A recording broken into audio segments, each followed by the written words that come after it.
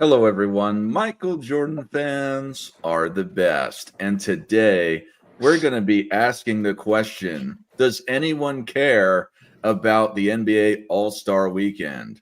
But first, before we get into that, let's welcome the panel. Robin, Sports and Fitness Rants, how are you today? You know how I'm doing. You know what we're going to do today, ladies and gentlemen, on this Sunday, All-Star Weekend Sunday. Shout out to everybody in the chat. Once again, I am glad to be with you guys on another Sunday live edition, man. And we got a lot to talk about today, man. As you guys know, man, shout out to my man Scap. Shout out to the czar of the video footage, my man AOH. Shout out to my boy Nick, NNB Sports in the house. And of course, we got my man Dart holding it down. Shout out to everybody in the chat. Once again, you guys know the deal, man. Let's roll. We've got Jay Skapatek. How are you, sir? Yo, what's up, Dart? I'm doing well. Robin, many thanks for the warm welcomes, guys. It's been a couple weeks since I've been with you. I've missed all of you guys on the panel. I've been pretty busy. I've missed all of you guys in the chat as well. Thank you guys so much for being here. I'm still not at home, but I'm here. I apologize if there's any audio issues or whatever, but I'm ready to chat. I'm ready to tear into this All-Star Weekend with all of you guys. Welcome to the panel. Let's get it on. We've got Angry Old Hoops fan with some fantastic hair today. How are you, sir? You revealed a secret earlier. What was that? Just my conditioner, and I really appreciate your compliments. I like the support. It's not easy to maintain how I look, but thank you, Dart. Always a pleasure to be here. All right. And then there's NNB Sports. How are you today, sir? Doing good. I got plenty of bad takes today, and I cannot wait to relinquish them onto the chat. So,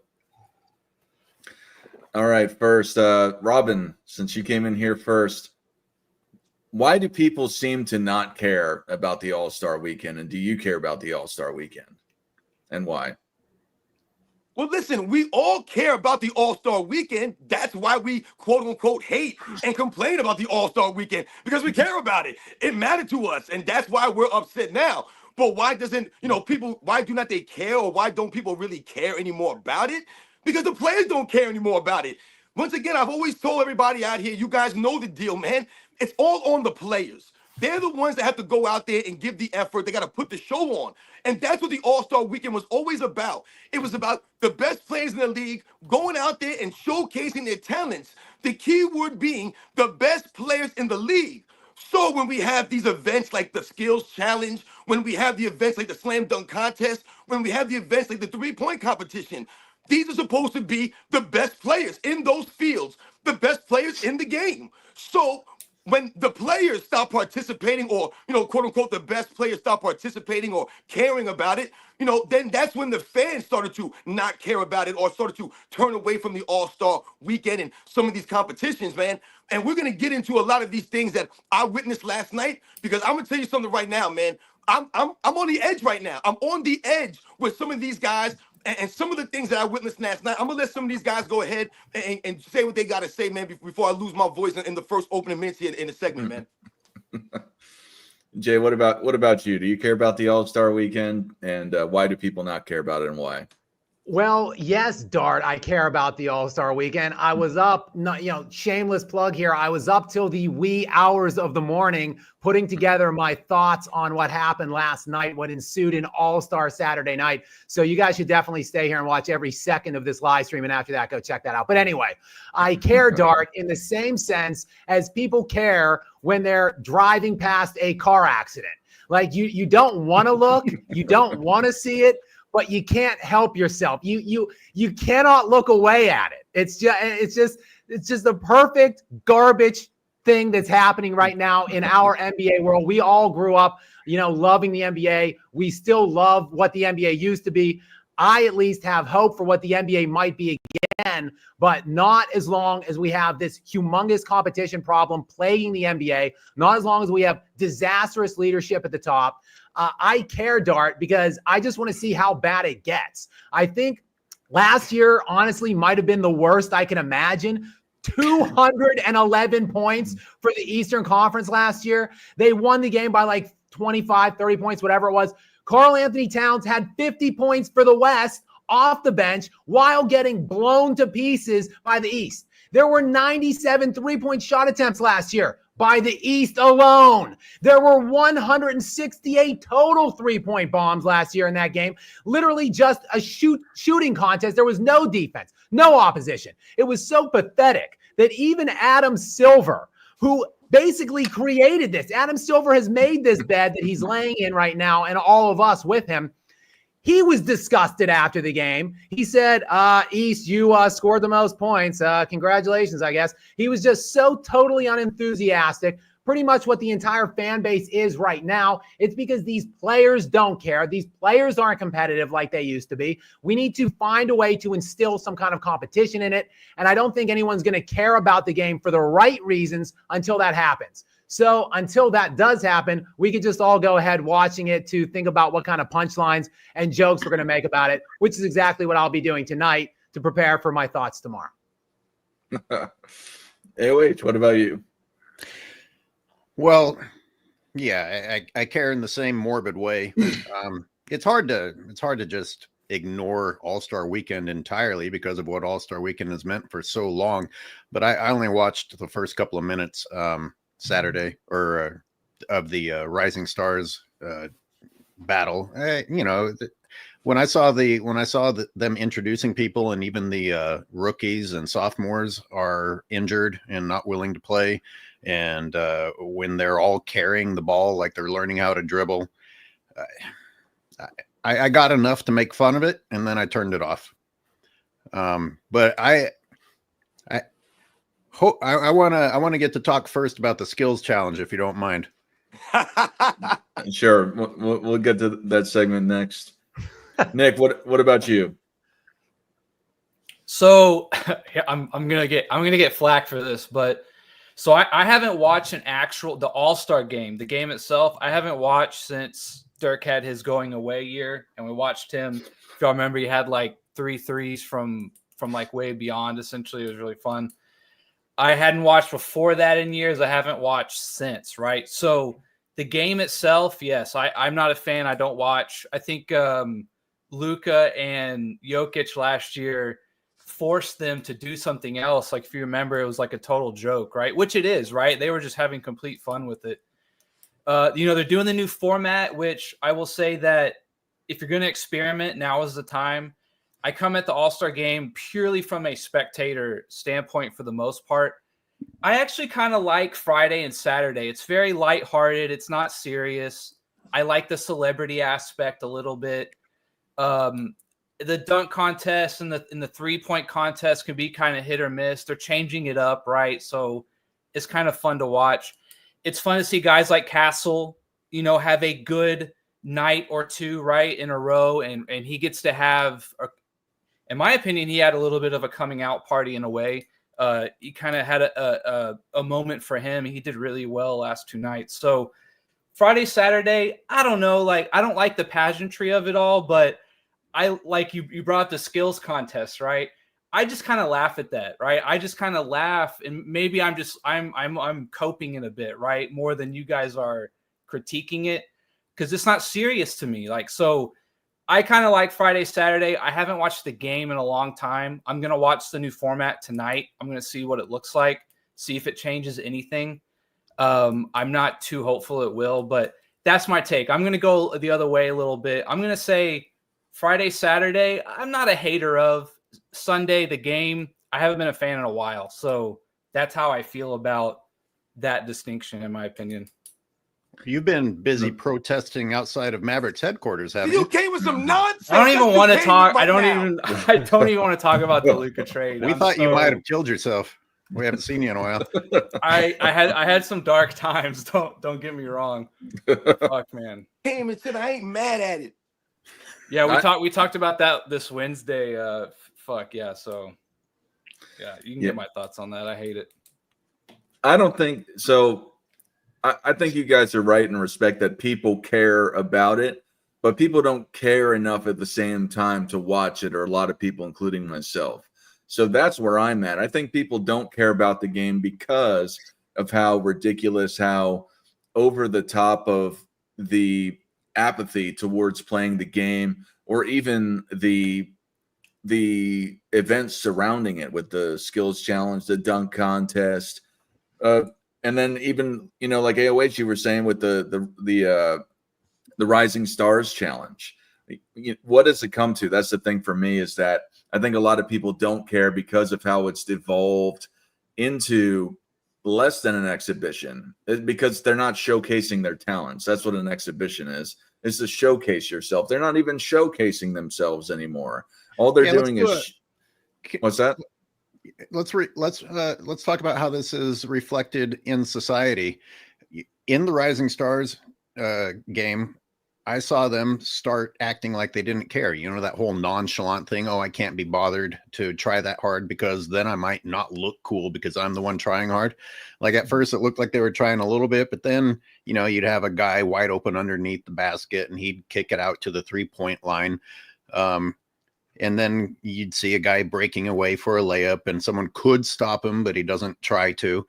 And it makes me think about the guy. This started years ago. You'd be out on the pickup court and a dude would like walk off the court to answer his phone as if he's the most important person on the planet and shit. And guess what? His team just so happened to be losing. So now I'm going to act like, oh, I can't be bothered to play. I'm above this game. And you're just trying to save face. And the Rising Stars can't even be bothered to try and make a name for themselves. And that's the thing, is that the entire, you know, if you want to tie it directly to society, I don't want to go too much farther than that, but within the NBA, it's apathy, you know, to the max, at least with these, even it seems with a lot of regular season games, let alone these games that don't particularly, well, what's even crazier is that these guys get bonuses for becoming all-stars or becoming in the All-NBA. They get more money when that happens for them. And then they still won't go and they won't play hard. So that's something that just, you know, it boggles my mind that, in my opinion, you have an honor to be considered one of the best players in the league. You're an all-star by name. You are one of the greatest stars within the NBA. And then you show out like a red dwarf for you science nerds. You don't even shine anymore. You know what I mean? You're not even shining. How are you a star? You're just sitting there walking around and chucking up 3-point shots, and you know, their running is barely more than a walk with how they jog. It just, you know, it doesn't make sense to me how you spit on the name of being called an all-star of the league. It's just absolutely, it's pathetic to me, and it's disrespectful to all the players that came before them within the NBA. Dart, you said something real quick. I just want to say, showcasing talents. That's such a term I've heard for the All-Star game the last like 5 to 10 years. It's really been twisted. It used to be like showcasing your talents, like you had an opportunity on a big stage, whether you were some kind of rookie or a guy no one knew about, but he had hops in the dunk contest or something like that. It used to be that. And now it's just like, well, just run up and down the court and get an easy dunk because I just want to see you windmill one, you know, in an exhibition game, right? It's become like completely taken advantage of. You said that term. I actually had it written down here, so I wanted to bring it up real quick. That was my big takeaway. Like we've been saying, and you guys have been talking and mentioning these things. The players, everything is on the players. When we talk about the star players not participating in some of these events, once again, that takes away from those events. So if you have someone like a Mac McClung, you know, winning a slam dunk contest, and you think about him being labeled as a three times in a row slam dunk champion, this is what we're talking about. This is the problem I have with this stuff, because then these people start to be put in the historic realms, and you have people talking about Mac McClung as one of the greatest slam dunkers in slam dunk contest history, rivaling guys like Vince Carter. And to me, that's asinine. That's insane for anyone to try to make that assertion that Mac McClung is somehow on the level of a Vince Carter or a Michael Jordan or a Dr. J or some of these iconic slam dunkers that went out there on the slam dunk contest floor. But not only they went out there, these were actual NBA players that were actually star players that went out there and competed, man. When you think about someone like Larry Bird going out there and winning three-point contests in a row, that's not important in Larry Bird's career. But why do we highlight that? because it's Larry Bird. That's why we highlight that. When you think about someone like Damian Lillard, he was actually going for the same achievement. He was going for three-point contests in a row. They were mentioning him with Larry Bird. Or we really believe that Damian Lillard's anywhere like Larry Bird? Larry Bird was MVP winner 3 times in a row. He was winning championships while going and doing these all-star competitions. These weren't some guys. Damian Lillard, like, he was looking forward to this. This all he's concerned about in his career is competing in a three-point contest and winning some three-point championship. It's not the same, man. When you talk about the guys and who they are. Once again, who is out there? You don't even know who half these guys are. And that's not a knock on them. They're NBA players, but we don't know who they are. The star guys are not going out there competing. We want to see the best guys go out there and put on a show, man. Yeah, Robin, I think at least though Dame is at least like a perennial all-star and like people know who he is, right? I mean, the dunk contest has gotten even worse. I mean, these guys like Mac McClung is averaging 0.0 points this year in the NBA in the one game that he played with the Magic just so he can be eligible to compete in this dunk contest last night.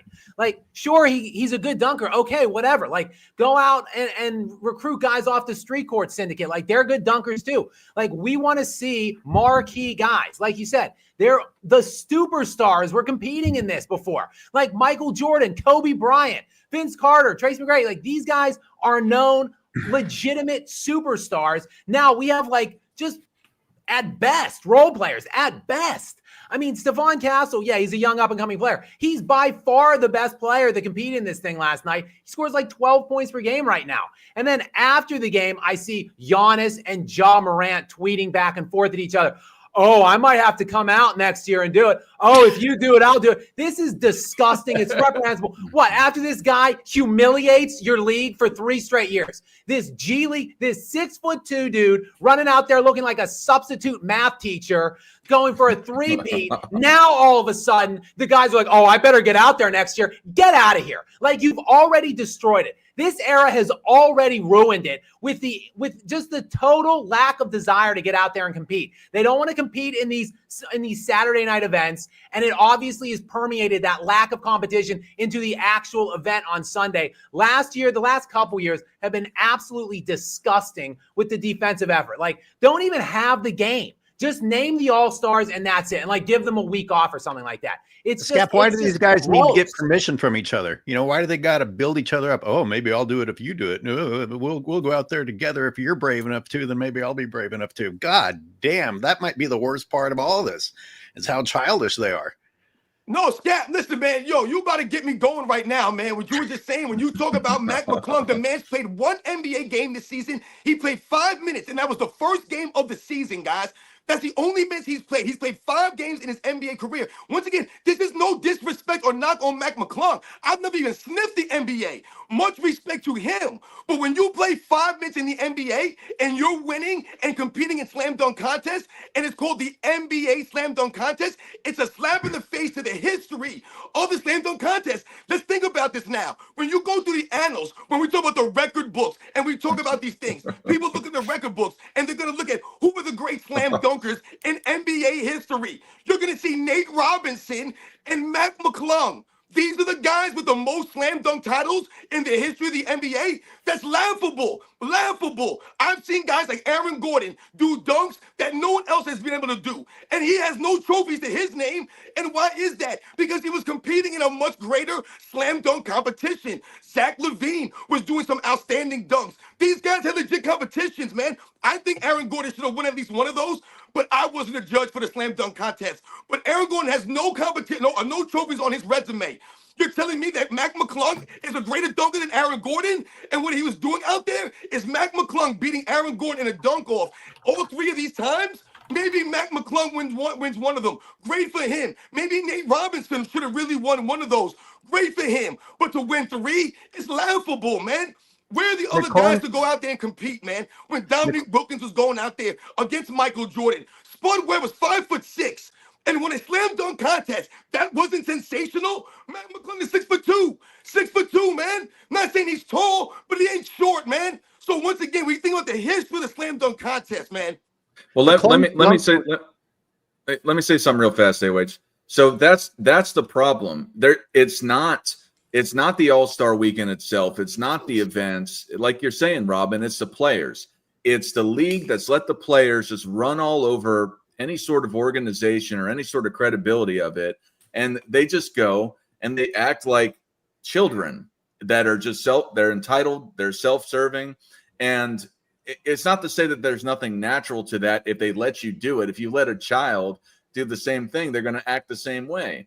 But at the same time, like in the comments, people are saying you should just get rid of All-Star Weekend. There's nothing wrong with All-Star Weekend. There's something wrong with the players. There's something wrong with the attitude and the mindset behind the players in the league, allowing them by enabling them through all these deals, all these incentives and otherwise to act this way. So I love All-Star Weekend.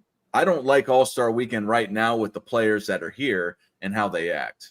I just want to say something real quick. 2 seconds, guys. I'm sorry. I know I'm rambling, but I saw some people in the comments saying something like Mac McClung had some great dunks. Yo, no doubt. Mac McClung had great dunks. But the point that I'm making, guys, everybody in the chat, is if Mac McClung would have won and did those dunks going against Anthony Edwards, Zion Williamson, and John Morant, let's say all 4 of those guys were in the competition and he beat those guys. That's a fire win for Mac McClung, yo. Big ups to him. Yeah, I was going to say real quick, so Scap, you were talking about how they should just get someone off the street to do the dunk contest. I've actually said this before, and I think my view of it's a little different, and that is kind of the only way is through, right? You ever heard of the ideology of accelerationism? The only way is through. And so I wonder, as someone said, to get rid of All-Star Weekend, I don't know about that, but the way they're changing the format of the game, does it go the way of the NFL? Do we just kind of get rid of the traditional game on Sunday? Do we open it up? Do we have like a horse competition? Do we do a little 1v1 to 5, like first to 5 or something like that? It would be, do we just go through with it? And when I say get someone off the street to dunk, it is to sort of throw it back in the face of the players, right? If you guys, and maybe someone can correct me, but I think LeBron was the first sort of odds-on favorite, right? The best dunker in the league who never even did it once, right? A lot of guys do it once, win it. Okay, you don't really owe us another one if you don't want it. But he never did it. He refused to do it. He said it wasn't worth it, essentially. Do we just go through the way of the NFL? And do we just make it a pure like punt, pass, and kick competition? And it's just all about laughs and giggles and just get rid of the traditional game on Sunday? I want to let AOH get in, but then I do want to respond to you, Nick. But AOH, good. I know you have a point. Okay, I'll rewind a little bit to my feelings last year in the All-Star game. I remember thinking, if all these guys are going to do is shoot 3-pointers, then you can pull people out of the stands that are watching that game and watch them shoot 3-pointers. We're not watching the best of the best compete against each other and show what they can do. But my real takeaway has to do with something Scap pointed out, that based on a technicality, Mac McClung was able to compete in that. They played him one game so that he could technically be in there. Now, McClung had great dunks. The rest of that competition was pretty much embarrassing. So that tells you why the NBA allowed that technicality in order to get a great dunker in there. It would have been better, as you guys all said, to see McClung defeat other great dunkers rather than run away with it. But if you're going to allow McClung to go in based on a technicality of playing him, you're basically manipulating the situation in order to get a good dunker in there. So how far are we really from pulling guys from the street in order to come entertain the stands? We're not that far from it. He was essentially pulled from the street to go in the dunk contest. And like Robin is saying, I absolutely hate that stuff too, because it's All-Star Weekend. It's not G League Great Dunker Weekend. It's All-Star Weekend. You want to see the best of the best showcase their talents. And I'll also compliment him for making 99% of them on his first try. Well, so did Jordan and Neek, and they were elite players in the league. So you can do it if you come prepared with your A game. Yeah, I think the reason, look, I kind of celebrate Mac McClung, and I like it because, yeah, I think it does shame the other players. Like you saw Giannis and Ja tweeting at each other. But like, Why does it take 3 times of him winning 3 straight times? Like after like the first year, wouldn't you think that like if there was one single competitor in the NBA that was a great dunker, they'd be like, no, hell no. I'm not letting this physics teacher come off the street and just show up the entire NBA. No, I'm coming out next year. No, that didn't happen. And it didn't happen after the 3 straight times. It's ridiculous, but it absolutely is emblematic of the mindset of the overall league and the great players in the league today. Like they're just not competitive. I mean, when I think of the All-Star game, the game itself, like I think of like the 2003, like Jordan, I think it was 2003, Jordan's last game, Mariah in that dress, singing, doing the anthem, and young Kobe Bryant going at Jordan like head to head in that game. Kobe in that All-Star game led the Western Conference in block shots. He led the Western Conference in steals in that game. Then 10 years later in 2013, when he was in his 17th year, and LeBron was winning MVP every year, and LeBron was supposed to be the best player, Kobe Bryant absolutely locked down LeBron James. He was like 20. LeBron was 28 at the time. He had won like four of the last 5 MVPs. Kobe in his 17th year in a game that was tied at the end of 3, picked him up half court, took him turned him over, held him scoreless in the 4th quarter till like 20 seconds left when the game was over. Like LeBron was 0 of 5 in that game, led the entire game in turnovers because Kobe Bryant was humiliating him, locking him down, strolling around at half court in the 4th quarter saying, he can't score on me. Where is that? Where is that level of competitive vigor for anybody in today's league to want to do that? Like these fake tough guys, these fake competitive guys like Anthony Edwards. Bro, Anthony Edwards, you can jump out of the freaking gym. Why don't you crawl your ass out and do a slam dunk competition and say, no, I'm not going to let Mac McClung come out of some like high school physics class and humiliate our league again. I'm going to take this on myself. And then today, I better see these Shai Gilgeous-Alexanders, these alleged two-way players. I better see them competing and fighting on the other side. Like that's where it starts. Like that's how the fixing of the league begins. It's the individual mindset of these guys who just don't want to compete anymore. Like we have to change it. They have to take accountability. I was trying to imagine Kobe tweeting another player saying, "Oh, maybe I'll do it next year if you do." Like I can't even picture it. It's so embarrassing. Yo, wait, you brought up Dominique Wilkins and Michael Jordan and how they would do these dunks on their first attempt and how that was part of the greatness and the quote unquote skills of these guys. I want everyone to think about something when we talk about dunking in the dunk contest and the guys that were competing and what they used to do. Michael Jordan, Dominique Wilkins, I remember them speaking and talking about in the moment. They never rehearsed these dunks. They never practiced these dunks, guys. They went out there in the moment and they let their creativity flow. They let that stuff just happen. That's what they did. Dominique Wilkins came out with something. Oh, damn, man. I got to respond to his 2-hand windmill with the authority that he came with. What am I going to do? All right, man. I'm going to have to come from the free throw line on this guy. I'm going to have to do this. It was in the moment. So there was no opportunity. You're going to come out there and make those dunks in the moment. Mac McClung was being coached to jump over this car. He was practicing jumping over this car. And I'm not knocking that, man. That's a hard thing to do. You got to practice that. I get that. But what does that do? That turns it into a gimmick, more of a gimmick now, because you're adding all these props. I want people to think about something, what I'm talking about here. When you think about Michael Jordan, you think about Dominique Wilkins, we think about Clyde Drexler, Dr. J, Sean Kemp, some of these guys that you remember, Kobe Bryant, Tracy McGrady, Vince Carter, the great elite dunkers. Not only were they doing these crazy dunks in these contests, but they were able to do those same level of dunks in games. These guys are doing quote-unquote dunk contest dunks in games. Mac McClung is not bringing a car out onto the court in a game and jumping over it and making the crowd come out their seats, man. So this is what we're talking about when you say you want to see the elite dunkers of the game in the dunk contest. That's why we wanted to see those guys do it. When Michael Jordan jumped from the free throw line, it's a little bit different than when the other guys have done it.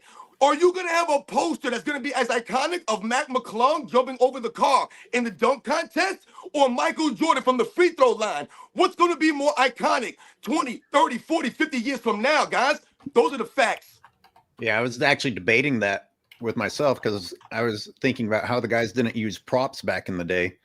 But the guys that use the props today are still doing some pretty impressive stuff. Yeah, I can't right. deny. Always word. But where do you value the purity of just this is the type of dunk I can do. I don't need to bring out the props, and I can still wow you.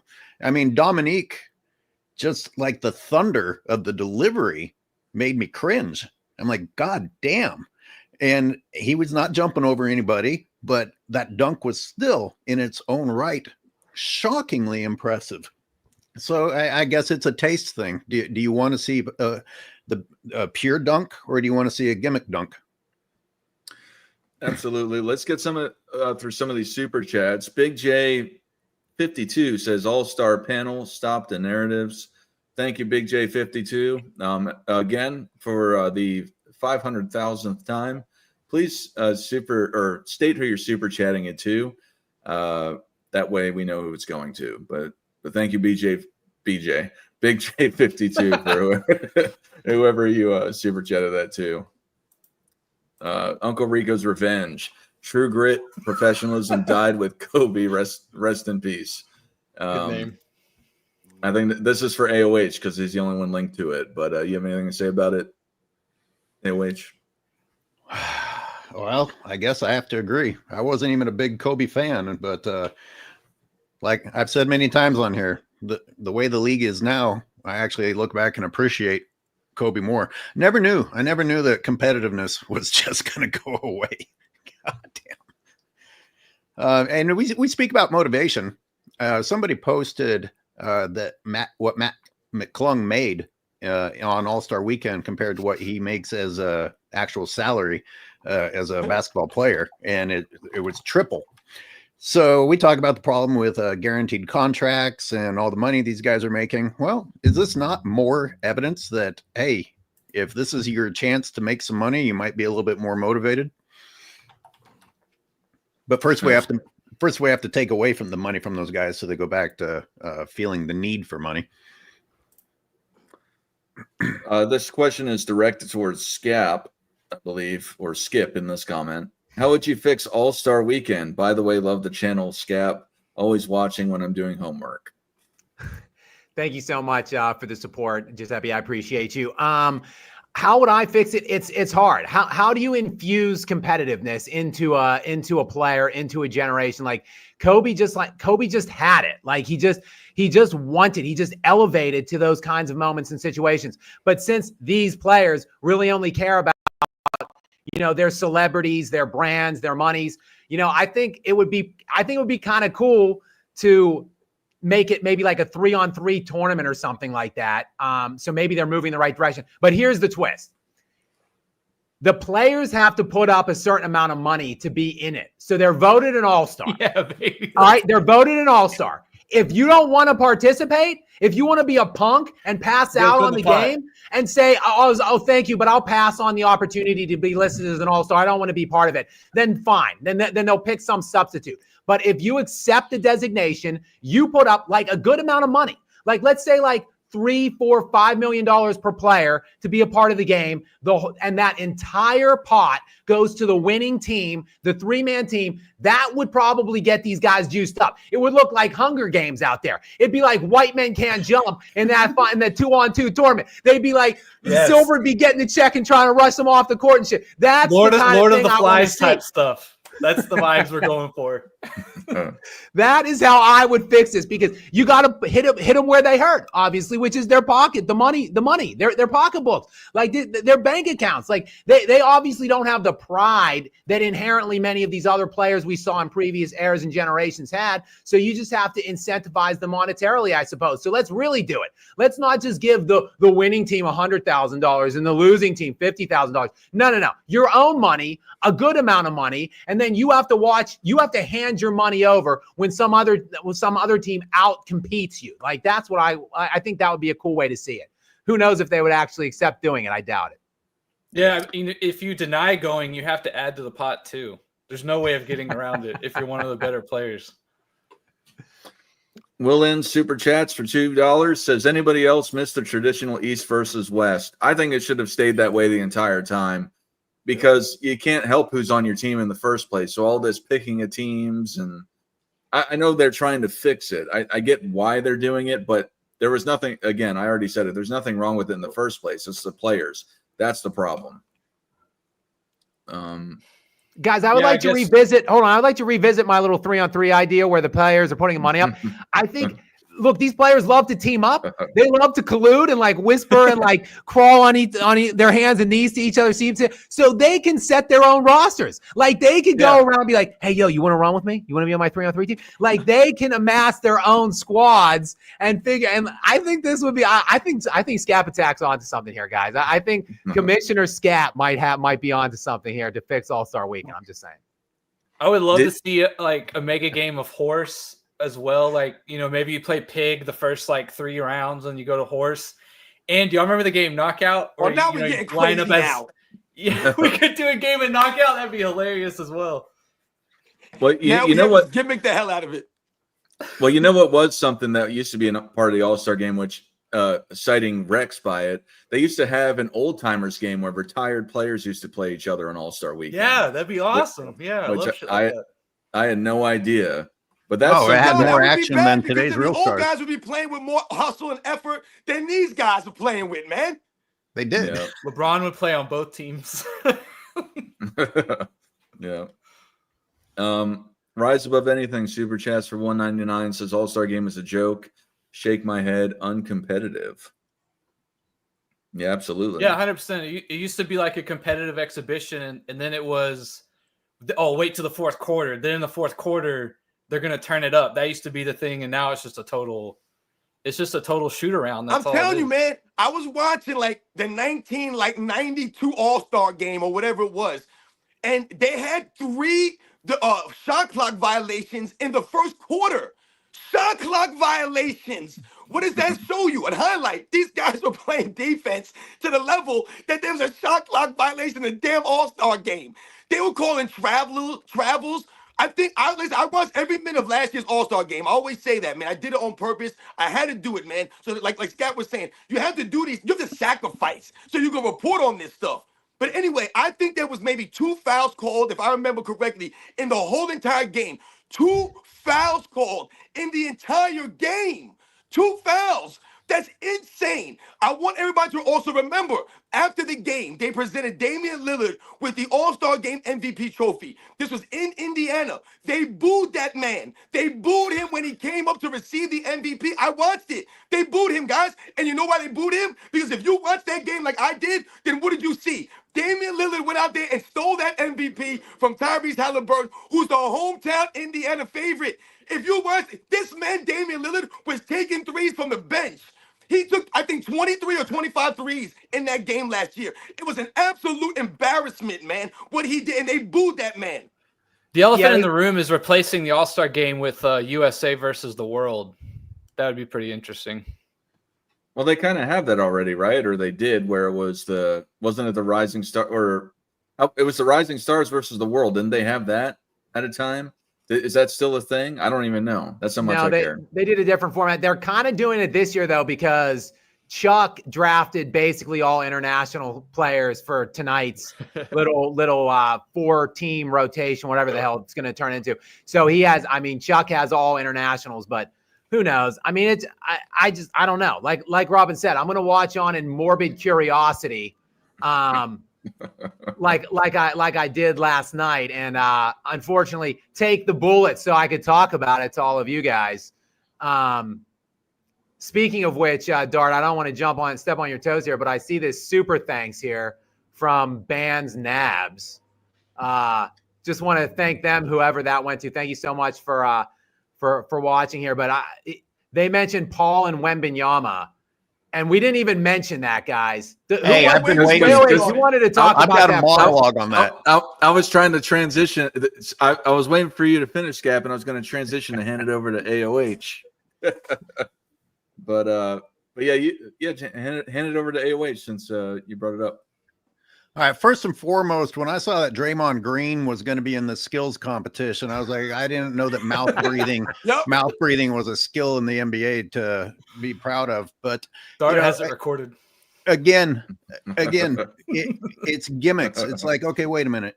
What are they trying to fool us into watching just out of morbid curiosity, because we're clearly not going to be watching the most skilled guys in the league if this is happening, such as pairing big men with point guards. Look, Wemby is what he can do at his height is pretty interesting. Is he better than other point guards in the league? Does he have more skill than other point guards in the league? No. But I saw that they got disqualified, and then I watched it, and they went first, and I saw what they did, just, throwing the ball on the ground. And then I saw and I said, yeah, that's messed up. That's stupid. You should be disqualified. But then I watched the rest of the guys go, and I'm like, well, they were shooting it, and it wasn't that much worse, because there was no requirement to make the shot. I mean, how do you make a rule in a skills challenge not require you to make a shot? If the rules tell me you don't have to make the shot, right or wrong, a part of my brain is going to say, how can I manipulate this? Now, I'm not saying you should, but they open the door for someone to say, well, wait a minute. If I don't have to make the shot, what exactly do I have to do? And again, I'm not justifying Chris Paul. We as the fans want to watch people make shots because that's a sign of how skilled you are, right? Hang on, AOH. But before I give, I'm not gonna monopolize. I want to give a take on this, but I want to let you guys answer first. But for those of you who might not have seen it live or whatever, or didn't see it happen, like I watched that whole thing from start to finish live, and I was like, I don't tune into these things hoping to hate it or expecting to be disappointed. Like, they were the first, that was the first thing that happened in that last night, where those two went in the skill competition, and Wembenyama went first, and he's literally just underhand lobbing the ball to nothing towards the basket. There was so much confusion in the arena initially. They're like, what the hell is going on here? And like Reggie Miller's like, they found a loophole. Oh, this is pretty clever. They don't actually have to make the shots. Let's see if other players adopt this. And like, Chris Paul then goes second, and he does the same thing. And they're like dapping each other up and shit after. Like, Chris Paul was like pretty impressed with himself and the strategy. And like the whole arena was booing them. They then get DQ'd basically on the spot get DQ'd.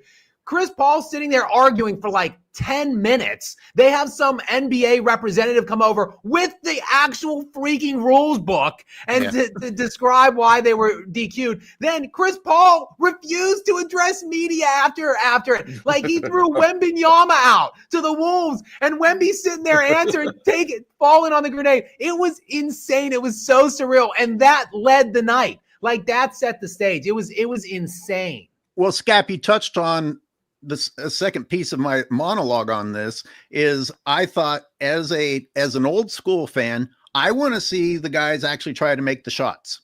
I don't want a loophole that says they don't have to make the shot.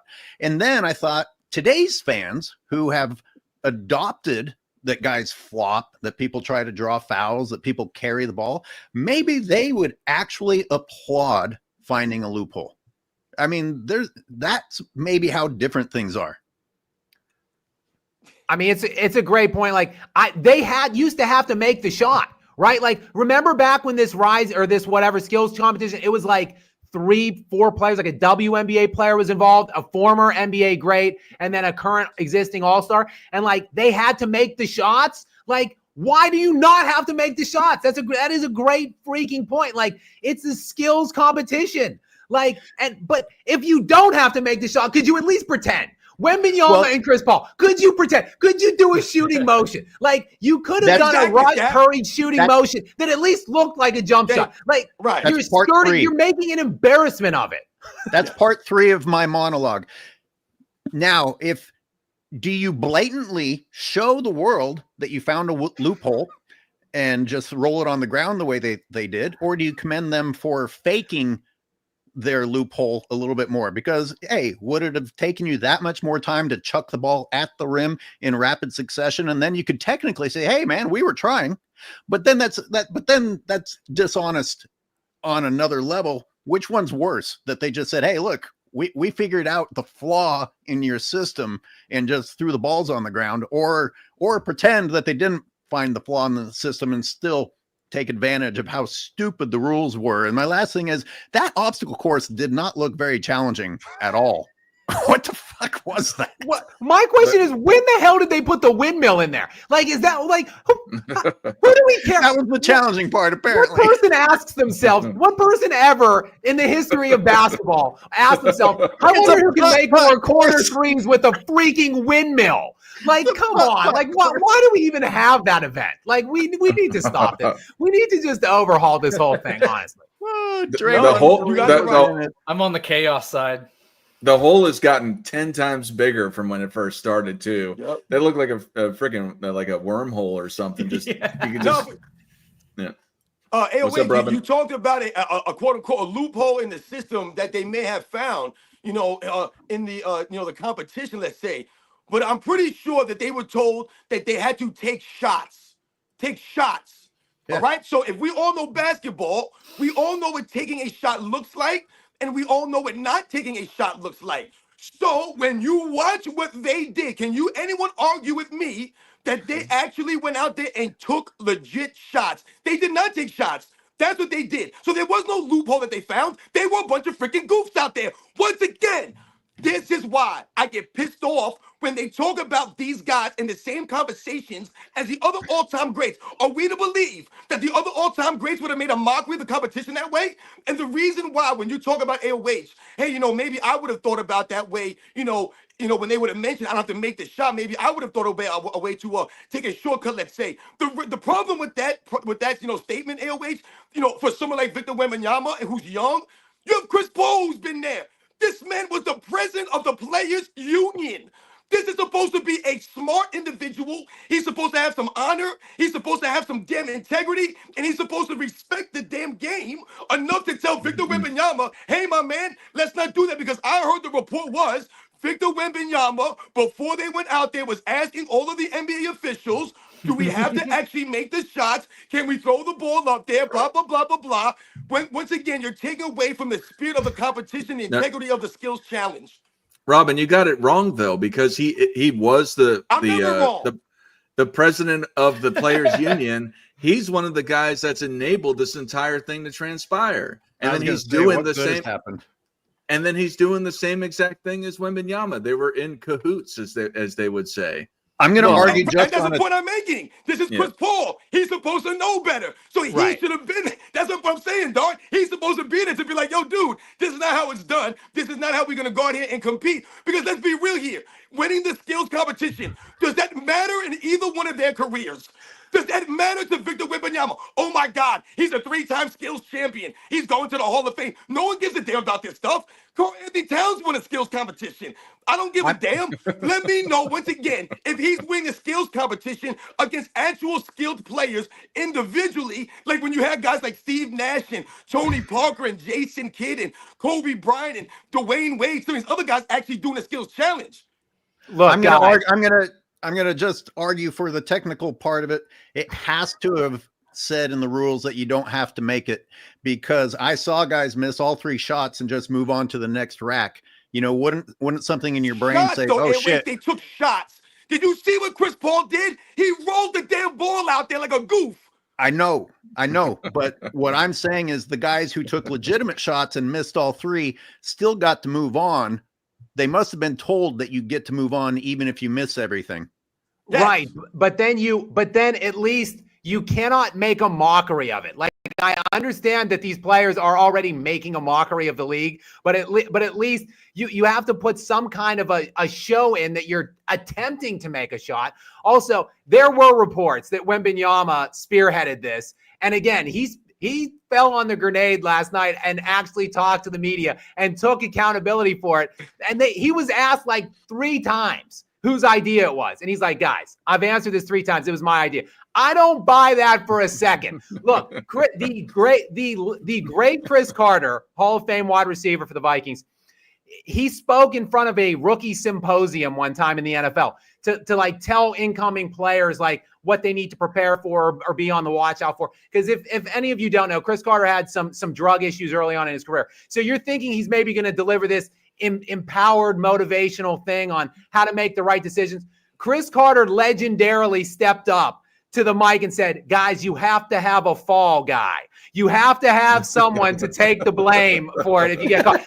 That is what poor Victor Wembanyama was for Chris Paul yesterday. All right. Vic is the fall guy. We all know who spearheaded that. That's what, when you saw them like arguing and bickering on the sideline afterwards and talking, Chris Paul's like, yo, Wemby, they're going to crush me for this. Like, you have to come. You have to tell them this was your idea. We know damn well that the point fraud Chris Paul riding on that banana boat in Miami with D Wade and LeBron in Miami. We know whose idea that shit was. It was Chris Paul for sure. But there were windmills on the court. You're telling the players, you are telling the players not to take it seriously. Yeah. You are telling them not to take it seriously. Fair. It's like a carnival game at that point. Freaking windmills. All right, let's get on to the next super chat. King Speech Row super chats for $2 says they make too much money to motivate with money irony. I'm not entirely sure what that's supposed to mean. I know what he says. So like 10, 15 years ago, I was saying they should just put $1 million up for the dunk contest winner or 2 million or something. But these days, what are you going to give? 5 million, 10 million? That still wouldn't get like a LeBron-esque player out there if he doesn't want to do it, right? So that's why I'm saying like money is almost, yeah, sure, maybe for a guy like McClung, it's nice, but in terms of what we're trying to achieve, what we've talked about here, money probably isn't going to do it unless you're going to way overspend like 20 million, 50 million. So that's why I was saying the only way is through. Just bring everyone in from the world from the dunk contest, mock the NBA players, and get them to want to take pride in it again. But that's the problem though, is that there is no pride. You should take pride in what you're doing, especially if you're a world-class person and whatever you do. You should take pride in how good you are, and you should showcase again on the stage where you're supposed to showcase your talents. You should do it. Like they clearly, in my opinion, have no pride in what they're doing. All these guys that say LeBron's one of the greatest in-game dunkers or dunkers, amongst other guys that playing in the league like the John Morants, Anthony Edwards, they have no pride in what they're doing. And to me, even though, I guess pride is a deadly sin or whatever, not to get biblical, but the aspect of it is that pride is something that I think a lot of people should have, especially if you've put all this work in, you've tried this hard, you've gotten to where you've gotten. I think that should exude from you that you are proud to be the best in the world. And that's just my opinion. It doesn't mean that you take a dump on everybody or you're arrogant, but you can be prideful and not be arrogant, in my opinion. The thing is that it's really hard to demand pride from people who make so much money and they see the All-Star game as a weighted risk reward kind of calculation, right? I go out there and I, hurt myself or something like that. For what? For pride? It's because some guy is saying I should do it. I understand that feeling, but I think you have to like that guy, like the super chat saying, we have to incentivize them some other way than kind of just screaming at the clouds or just throwing money at it. I don't think that's going to work. Nick, how many people have gotten injured during the dunk contest? None that I can think of. Has anyone ever been injured in the dunk contest or the skills challenge or the 3-point contest? Maybe they have been in the All-Star game. I can imagine that. There's still no reward for it, though. Right, but it doesn't make any sense, though. Nick, if you're saying on one hand, from their point of view, if you're saying on one hand that these guys make a lot of money, and I'm really getting frustrated with a lot of the fans out here always bringing up money, when we're having these conversations, man. They use it as a crutch. Oh, the guys got so much money, that's why they're like this. That's an easy excuse for us to just throw out there and give these guys. Listen, man, if you're making that kind of money, once again, should that not make you want to go out there and play even more? Because what are you concerned about? You already got the money. Why are you worried about getting hurt? You guys have guaranteed money. This is not the NFL, man. Those guys have to actually go out there and earn their checks. These guys don't. So what are we concerned about? Guys don't want to get hurt. No, guys don't want to get embarrassed out there. That's the problem for someone like LeBron James. If we bring it back to LeBron James here, just for all the haters out there, the people who love to talk about me and my channel, let's bring it all back to LeBron James. The reason that LeBron James never went out there had nothing to do with money, had nothing to do about getting hurt. He did not want to go out there and lose the slam dunk contest because he knows deep down, he had no creativity like the other all-time great dunkers. So what we would have been looking for him to do out there creativity-wise, he wouldn't have been able to capture the imagination of the Kobe Bryants and the Michael Jordans, the Dr. J's, and follow that lineage. That's a lot of pressure on LeBron James, was it not? That would have been a lot of pressure on him to go on that stage. And once again, he folded up by never going out there. And why do we highlight that? Because LeBron James actually competed in the skills challenge. A lot of people don't realize that. They have no idea he competed in the skills challenge, LeBron James. So you had enough in you to go out there and compete in the skills challenge, but not enough to go out there in the slam dunk contest and put it all on the line and be a true competitor. We would have respected LeBron James a hell of a lot more if he would have went out there, did a couple of BS dunks, or tried to do something flashy and lost the dunk contest. No shame in that, man. Clyde Drexler never won a slam dunk contest. He went out there several years and lost, and he's still one of the elite all-time great dunkers in the history of the game, man. So once again, you don't have to win these contests to be considered great. You have to compete. I agree with that emotionally. I just think if I was at the top, I just think, what would I do to motivate these guys? I agree with the sentiment. But wouldn't that build your brand more if you won? And I also think the human psyche can go the other way sometimes. Like when you get a big fat contract, a lot of guys just fade away. Like the bag, we've got the bag, like Ben Simmons in a way. I mean, it does happen the other way as well. It's unfortunate. Real quick, I just want to make a quick point. It's unfortunate that we're here, and it is again. Yeah. Because of the individual players. It just is. So like all of the people out there, look, my channel is primarily negative with today's era. And I want to like it. I want to like the NBA. Like I grew up in the 90s. I love the 90s. I love the 2000s too, though. Like I thought the 2000s up until like 2010, 2011, when the decision happened was amazing basketball as well. Like I wanted to get good.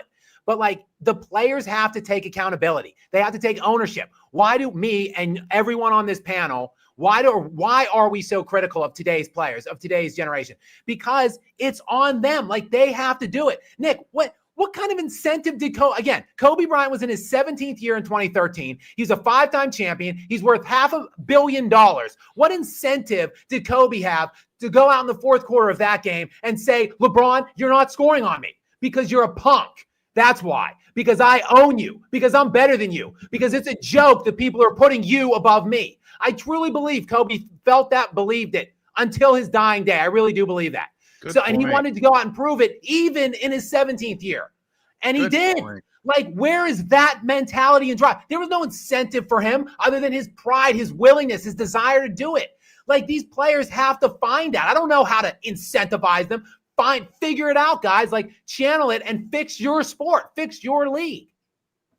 Yeah, I mean, we all agree Kobe's like the last alpha of that generation, though. So I'm right, sort Nick, of but just Kobe's the last. But they were all like that before, though.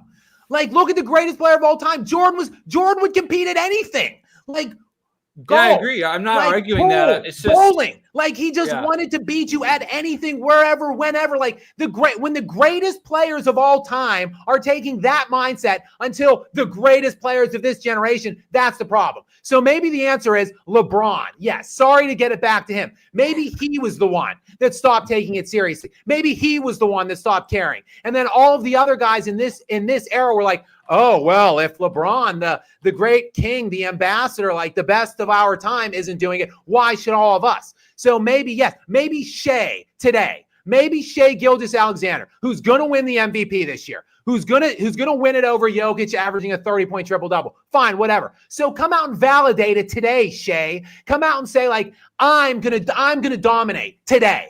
I'm going to dominate both sides of the ball today. I'm talked about being a two-way player. I'm going to showcase that today. Like, let's see it. Let's see the best players the sport has to offer. Take some personal accountability in it. Absolutely. I think that was well said. Wisdom Inaki says, sports and fitness rants hating on Wemby. He is just 21. Let him learn. It's his second season. You're trying to start a hate campaign. He is taking defense seriously. There'd be no show without Wisdom Inaki sending a hate super chat to Robin. Oh man, listen, What yo, do you? shout out to Wisdom for coming through and supporting the live stream as usual. Like I said, I know at the end of the day, everybody out there, even if they have negative things to say or they don't agree with me, they know that I got the education, I got the facts for them. So that's why they're here, man. I see a lot of people in the chat. I see a lot of people watching the live. Once again, thank you guys for all the support, man. I've never hated on Victor Wembanyama, man. He's a great young player, man. But like I said, for me, him shooting 10 3-pointers a game, it's just not it, man. You're once again, you're falling into the problem of the NBA when we talk about these guys in the game that they play. And that's the only thing I've ever talked about with Victor Wembanyama. And as it relates to last night, are you kidding me? He's part of the damn problem. That was an embarrassment. I want these guys to think very strongly here. You guys mentioned, like you mentioned, Scap, that was the opening of the skills challenge. And what ensued? They were booed. They were booed by the crowd. They got booed, guys. I don't remember for the life of me. I'm a true fan of basketball, man. I grew up watching. It matters to me, guys. I don't ever remember these guys being booed on the weekend, man. These guys, Damian Lillard was booed last year. They booed Victor Wembanyama and Chris Paul last night, guys. I saw the NBA players giving them the thumbs down for that performance. That was an embarrassment, man. That was not keeping in tune with the spirit of competition, the spirit of the game. When I watched Chris Paul, because Victor Wembanyama at least hit the rim, I believe, on one of his attempts, Chris Paul did not even come close. It was a complete embarrassment, guys. He was rolling the balls out there. I mean, come on, man. So, yes, I'll hate on Victor Wembanyama for that, man. He looks really silly out there. I don't know if that comment was sarcasm or real, but if people who come in and say, oh, don't hate on these youngsters, listen, spare the rod, spoil the child. If you care about Wemby that much, then don't let him go down the wrong path. If he starts down the wrong path at a young age, then it's over with. You should be concerned if you see this sort of behavior in a budding superstar, because it's going to stunt his growth. He's not going to become that person you're hoping he's going to become. Thank you, AH. Absolutely. LaFaris M super chats for $2 to somebody and says D3 football is greater than NBA. We're doing math now. The next super chat has math as well. But I don't watch D3 football, but in regard to competitive spirit, I would not be surprised. I mean, the NFL better watch out, because they're traversing down a slippery slope that the NBA has kind of laid the blueprint to of how to destroy your league. Like, the NFL is disincentivizing defense. They're coddling and protecting the offensive side of the ball. They're inflating scores and stats and everything like that. So, I mean, look, this is how it all began in the NBA. So be careful, NFL. Like cherish your defenders. Allow your players on that side of the ball to actually play. Yeah. All right. Super chat from Roger Hurt. A lot of math going on here. I'm guessing it's to select the All-Stars. Top 20 PER or plus minus equal to All-Stars, but fans can vote players out. Would LBJ or KD be voted out? 3 points equals top 4% with minimum threshold. Dunk equals 4 highest in game fast break dunkers. All-Star charities get prize money. We're going to need Mac McClung to come in from the classroom and break down, analyze this super. I'm sorry. That joke is ruined by the fact that Matt McClung looks like he's a special needs kid. That's no physicist right there. That's no physicist. I like the point there about voting out players, because I made a video and I talked about the roster of the NBA All-Star Game being the problem with the NBA All-Star Game before they, making these changes and all this stuff. But they had some of these guys that are there, James Harden. Like, how the hell is James Harden an All-Star? Norman Powell, to me, for what I've seen, has been the best player, the most consistent player on the Los Angeles Clippers, man. Yeah, he don't have the name, he don't have the fame of James Harden, but he's been the best player on the team. How the hell is he on the All-Star team, but James Harden is? Steph Curry, to me, Steph Curry's an All-Star this season. That's no knock on him, man. All-time great player, first bout Hall of Famer. Love Steph Curry, man. Not an All-Star this season, man. LeBron James, he's not an All-Star this year, guys. LeBron James is not an All-Star this season. The man was being carried by Anthony Davis How are you negative 100 whatever and you're an all-star? No, but he's voted in by some of these idiot LeBron James fans. So yeah, I think the idea of voting some of these fools out of here that have run their court. Remember, these are the guys that allowed the all-star game to go downhill. Yeah, I've always thought that like Kevin the starting five for each side should be voted on by maybe like players and writers. I know that sounds backwards to take it out of the fans' hands, but I feel like it should be voted on like a more not like a celebrity contest, which is what it's kind of turned into, and then let the fans pick players 6 through 8, or 6 through 12 or whatever it is. Lavaris M super chats for $2 says remove zone defense and bring back hand checking. I think they should keep zone defense, but I think they should bring back hand checking, or not that it. So technically, it's been illegal essentially the entirety of NBA history. I think I looked into it. I think it was made illegal officially in the 70s. But essentially it's not really, it's been illegal the entire time. They just let it happen. But I think they should keep zone defense and let hand checking come back to how it was before.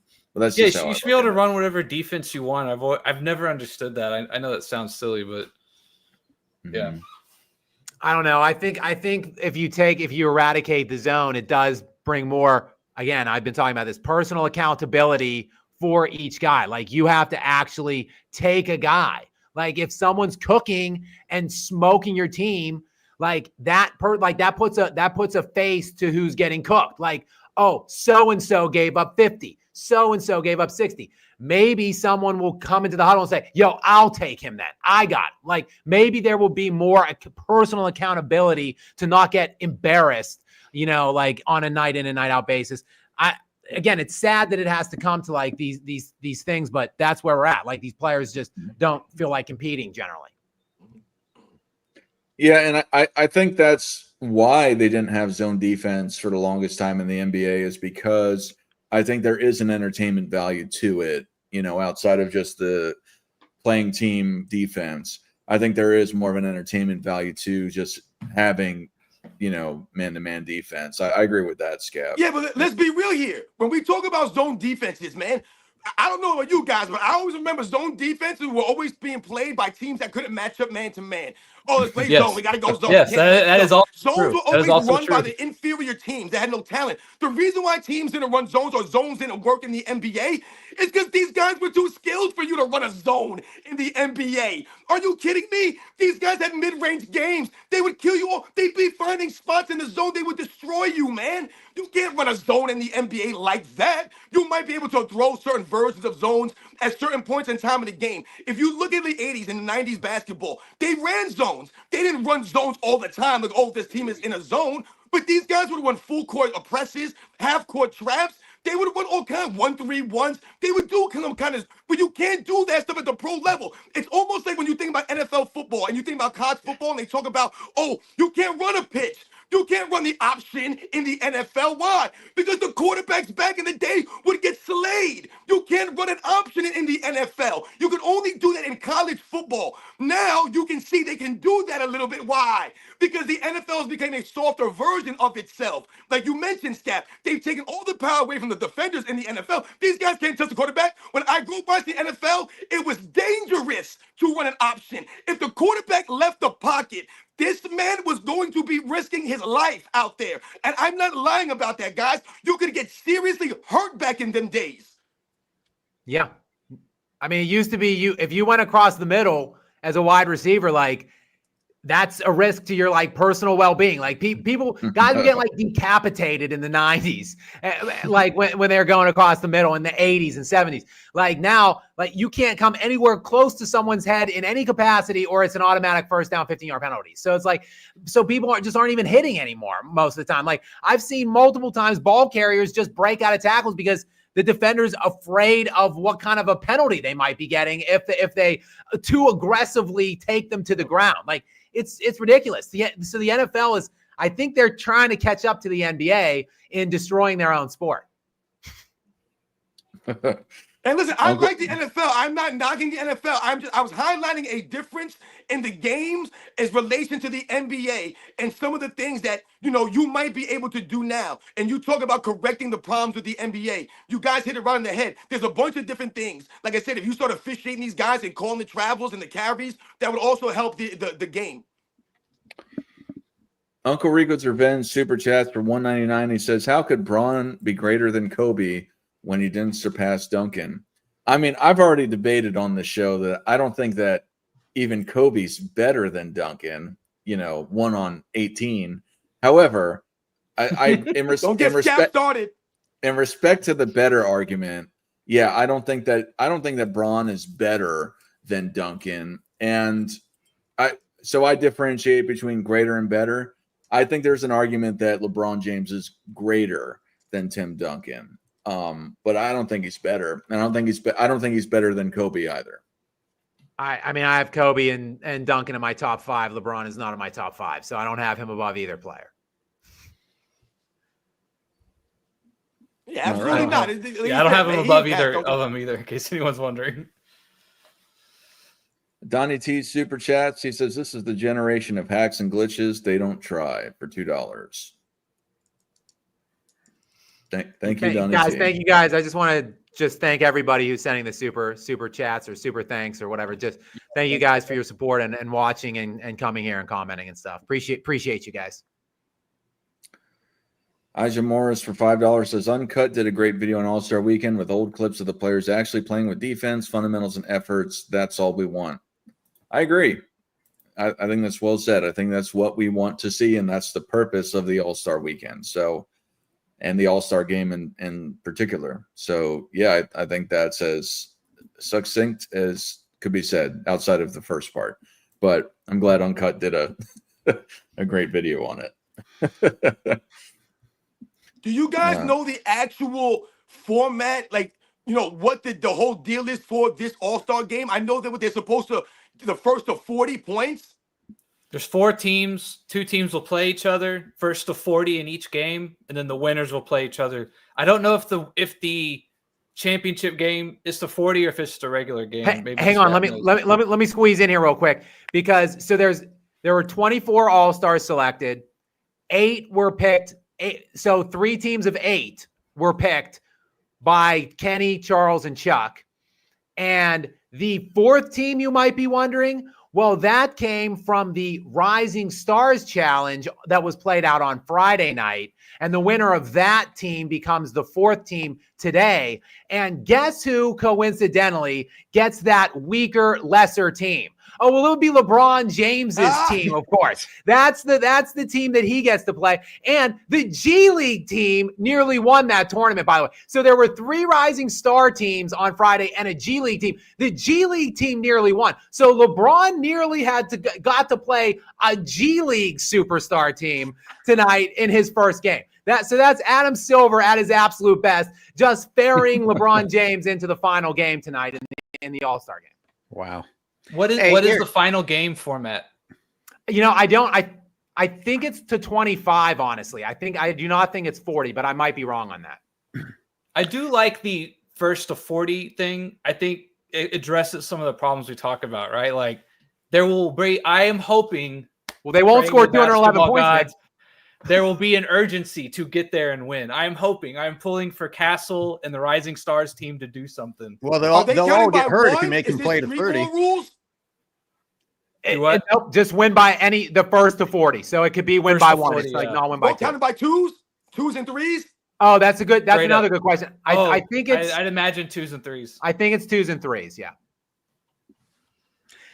Hey, let's pretend that we're still watching people that compete, and imagine that it would be a competitive game. Whose rosters, with that in mind, pretending that they're actually going to compete with each other, do you actually like the best? I think I like Chuck's roster. Definitely. I like Chuck's got the international. International guys. He's got Giannis, Jokic, and SGA on his team. I mean, you can make a viable case. Those are the 3 best players alive there on one team. So, I mean, Shaq's got the names that are promoted, but not really guys who are going to get you the win. I mean, Curry pulls miracles. I'm not going to dismiss Curry, as much hate as he gets on this channel. And whatever he's guilty of, you don't put him and LeBron in the same sentence. That's not okay. Listen, wait. Is Steph Curry a legit all-star this year, man? He ain't no all-star, man. The Golden State Warriors have been, riding mediocrity all season. And I can say LeBron James is not an all-star either. I'm not saying that. Listen, I would rather Steph Curry be out there because he has, you said, he can go out there and put on a show. I would rather watch Steph Curry put on a show and LeBron James go out there and goof the all-star game up. So absolutely, in that regard, you're right on the money, AOH. But, to me, guys like James Harden, LeBron James, Kevin Durant, Steph Curry, they've run their course, in my opinion. And the reason why I say that is because when we think about some of the great all-star players and they were at the end of their careers and they made the all-star team based off popularity, let's say. The reason why they made the team based on popularity is because they were respected all-time greats that were in tradition that kept the all-star game afloat. So you didn't mind having them in the all-star game. They were voted in there. You want to see them keep uplifting the sport. These guys have been on the all-star team the last 10, 15 years, these guys, man. And what do we see? The all-star game become a mockery. That's happened with Steph Curry out there, with LeBron James out there, James Harden out there, Kevin Durant out there, man. It's time for these guys to go get some of the other guys. Let them goof it up. Let's see what they do. Yeah. Do you guys remember real quick? It was probably like 10 years ago. It was when Steph was in his prime. Giannis Antetokounmpo got on a fast break, and Steph Curry was the only guy back, and he laid down on the court. He physically, literally laid down like in a body bag and let Giannis run over him and dunk over him. Like that's what we're talking about here. I forgot about that. Yeah. Okay, so let me read Shaq's OGs. Kevin Durant is on there. He shouldn't be an all-star this year, right? No. James Harden shouldn't be an all-star this year. He's on there. LeBron James shouldn't be an all-star. And again, we have to remember that all-stars are voted in by fans and the media, not by how they play. But we're all talking about how they play, right? Okay, so Anthony Davis is injured. Maybe he shouldn't be on there. Jaylen Brown and Jason Tatum, I don't even know what to say about them, or Damian Lillard. Damian Lillard is sometimes. Damian Lillard, he shouldn't be on there. He's on there. Now listen to Chuck. Damian Lillard's on there. Listen to Chuck's team. Shea, Jokic, Donovan Mitchell, Sengun, Siakam, Wemby, Giannis, and I think and probably the weakest link on there is Karl Anthony Towns, and Trae Young is in there too. That team is insanely low. That team is by far the best team. I don't know if they're going to win or not. But they're the best team. Should I read Kenny's just so people know? Jalen Brunson, Cade Cunningham, Anthony Edwards, Darius Garland, Tyler Hero, Jaren Jackson Jr., Jalen Williams, and Evan Mobley. Like 50% of that are I don't know. There's what is there, one person over 6'10" on that team? Is that it? Mobley. Yeah. All right, let's move on to the next super chat. Roger Hurt super chat says they use the windmill because no one in the league knows how to defend. That's how pathetic it is now. You brought it up, AOH. What do you got to say about it? That no one defends now? Sorry, what is it? They use the windmill because no one in the league knows how to defend.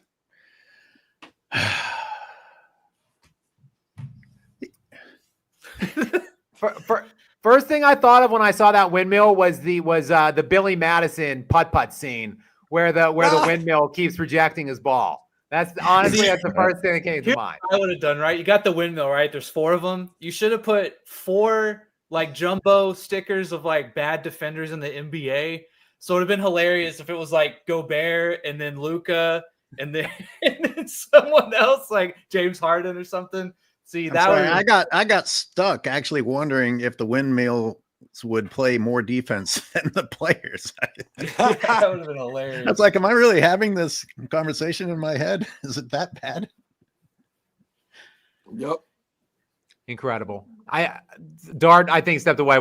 He put up Uncle Rinco's revenge for 2. Hey, Thank next year they'll have a moat and alligators. You just got to keep the maybe. fans coming. Maybe. Fans entertained. What they should Jumanji do out there. What they should do is give the fans like towards like the court, like give them rotting fruit and vegetables and let them throw like rotting pieces of vegetables at these players. That should be part of the obstacle next year, I think. Oh, that's classic, man. God, I'd pay whatever I have to go to that and throw stuff. Do I get to chuck watermelon? The NBA All-Star Weekend used to be the All-Star Weekend across all sports. I remember it was always like, the standard for all the sports, man. Like, I remember the Pro Bowl for the NFL. It used to be really good, man. The Pro Bowl for the NFL was legit, man.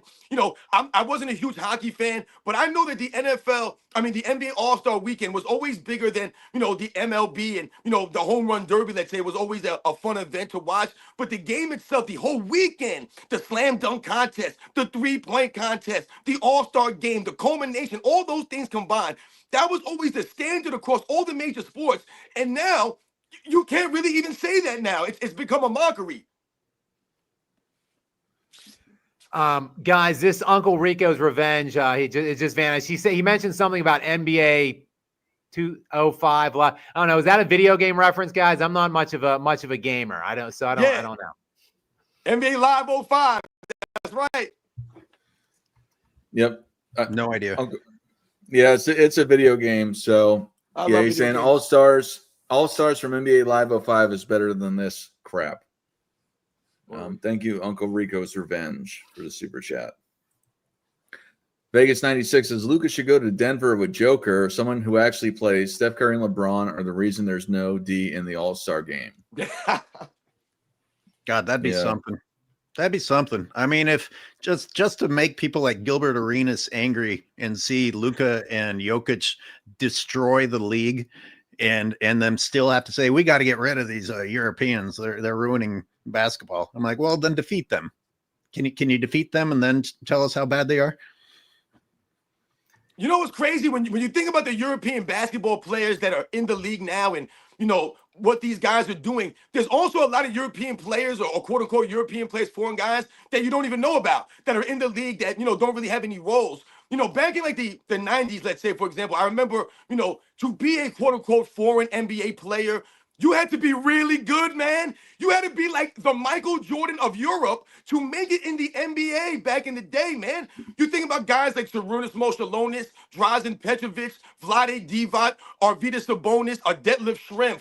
Think about someone like Dirk Nowitzki. You had to be really, really good great to even sniff the NBA. You're going to be an average European player back in the day and make the league. Now, you don't really have to be great to make the league, but look what these guys are doing in the league, man. They're embarrassing the NBA players. The American players, man, are becoming embarrassed, where we're the soft guys. We're the soft Americans now, man. Yeah, while no individual country is good enough pound for pound to beat the best Americans, if you just did a collection of non-Americans, they're easily the better. Like the best non-Americans would destroy the best Americans in a game. In my opinion, they're like the best three players by far to me are not from here. So yeah, the U.S. has, I think, gotten passed up because these guys actually are doing fundamentals and they actually care about winning, and they do care about things like loyalty. I mean, I wasn't here to talk about the Luka trade. I had other things going on, but like to just see how, look, say what you will about Luka. He is a little plump. He's not in the best shape. He's not well conditioned. He misses games he probably shouldn't as a result. And I'm not about those things. Like, I don't support those things at all. But like, say what you will, that guy was loyal to his team, and he was legitimately shook that they did that to him, that they traded him like that. Like, he didn't want to go anywhere. He wanted to play his entire career there. And like, so I think these European players also have a fundamental sense of loyalty and desire to like to do it for one team, to put it out there for one organization. Like, these are things that are foreign concepts now to Americans and the vast majority of players born in this country. So I just think that this trend of international players surpassing the U.S. is just going to continue throughout the next decade plus. Real fast, I got a Cash App from Barry Wonderful. He says, for you gentlemen are amazing. Keep telling the facts. Thank you, Barry Wonderful. Appreciate it very much. Respect. McZuggins for $5 says, how about losing team gets banned from podcasts? Nice. And social till the playoffs. Nice. And then he said it's fixed. Cheers. Thanks for the show. Oh, wait, I have a better idea. The winning team gets to pick the avatar, like the profile pictures, avatars, whatever, for the losing players. They get to hijack their social media. They can post things that they want for like the next couple of weeks. I think that would be even more juicy. Yeah, that's funny. Yeah. Rate LiAngelo Ball from what's up, Nick? I was gonna say, while you were mentioning that, I mentioned sometimes I'm a sucker for the parlor tricks. I love the celebrity game and like the celebrities playing basketball. I don't know if you guys like that stuff, but I guess I get a kick out of watching them just sort of, I know it's over the top and ham-fisted, but I get a kick out of the like celebrity boxing. From day one, I signed on to podcasters beating the crap out of each other. I think it's just great. So in terms of that aspect, I'm all for it. I used to always love, back in the day, the MTV Rock and Jock.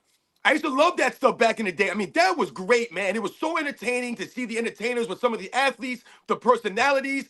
That was great stuff, man. So, yeah, I'm with you, Nick. I'm all about the celebrity games. And I saw pillow fighting, guys, on TV a couple of weeks ago.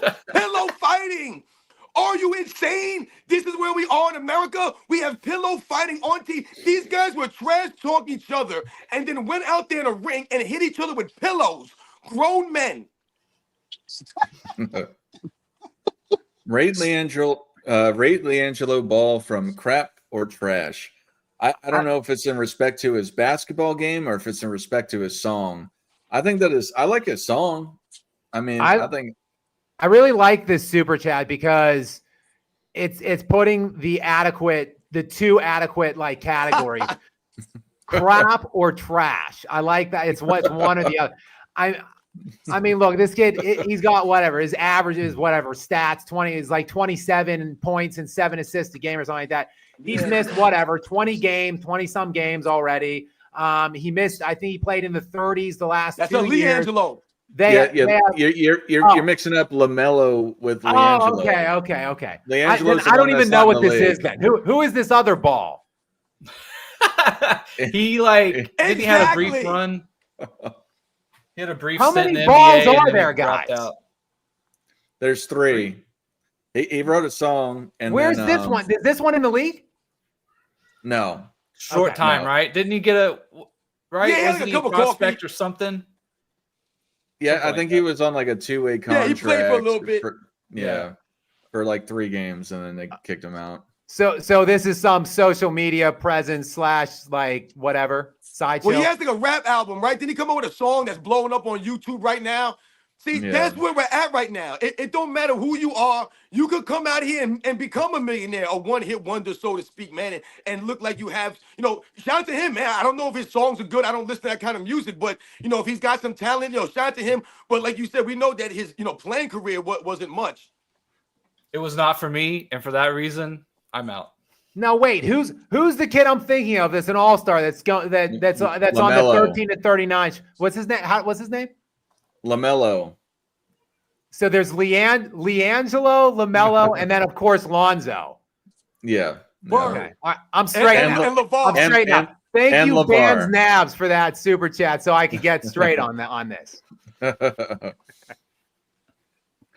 Rise Above Anything super chats for $1.99 says, man, MJ even competed in a 3-point contest. #effort. Thank you. Yeah. Yes, absolutely. And a lot of people don't know that. And why don't you know that? Because it's a footnote in the greatness of Michael Jordan's career. Once again, It's not going to impact. He went out there and competed Michael Jordan. He didn't try to cheat the three-point contest. He didn't try to be a goof like Victor Wembanyama and Chris Paul. He went out there and competed in the three-point contest, and as a matter of fact, had the worst showing in NBA three-point contest history. That's Michael Jordan because he was not afraid like LeBron James was. He was not afraid to go out there. Does anybody recognize Michael Jordan as a quote-unquote three-point shooter? No, but he went out there and competed in the three-point contest, man. Absolutely. Stebby J super chats for $2 says the best basketball to are the 1v1s by the women. Sorry, I just read it. But yeah, I don't know what you're talking about specifically, but I'm not sure how that's supposed to read, Dart. Do we need a breakdown of this sentence again? Can you, like from the last time when you were doing some grammar construction and stuff? Maybe get your whiteboard out and let's figure out. Maybe it means the best basketball to watch are the 1v1 by the women. He said Is two there- are. Is there are there I know, one? I'm trying to give him the benefit of the doubt here. Either way, Stebby J, thank you very much for supporting the stream here. We appreciate it. Giuseppe De Rosa says thoughts on the 3-point contest. I think that it should have just had a standard. I watched a video on it recently about how they've changed it over time. There is no standard to the 3-point contest anymore. They've just changed it over time, so you can't even compare it across arrows or anything like that. But I think they should have a 3-point contest. I think it's cool.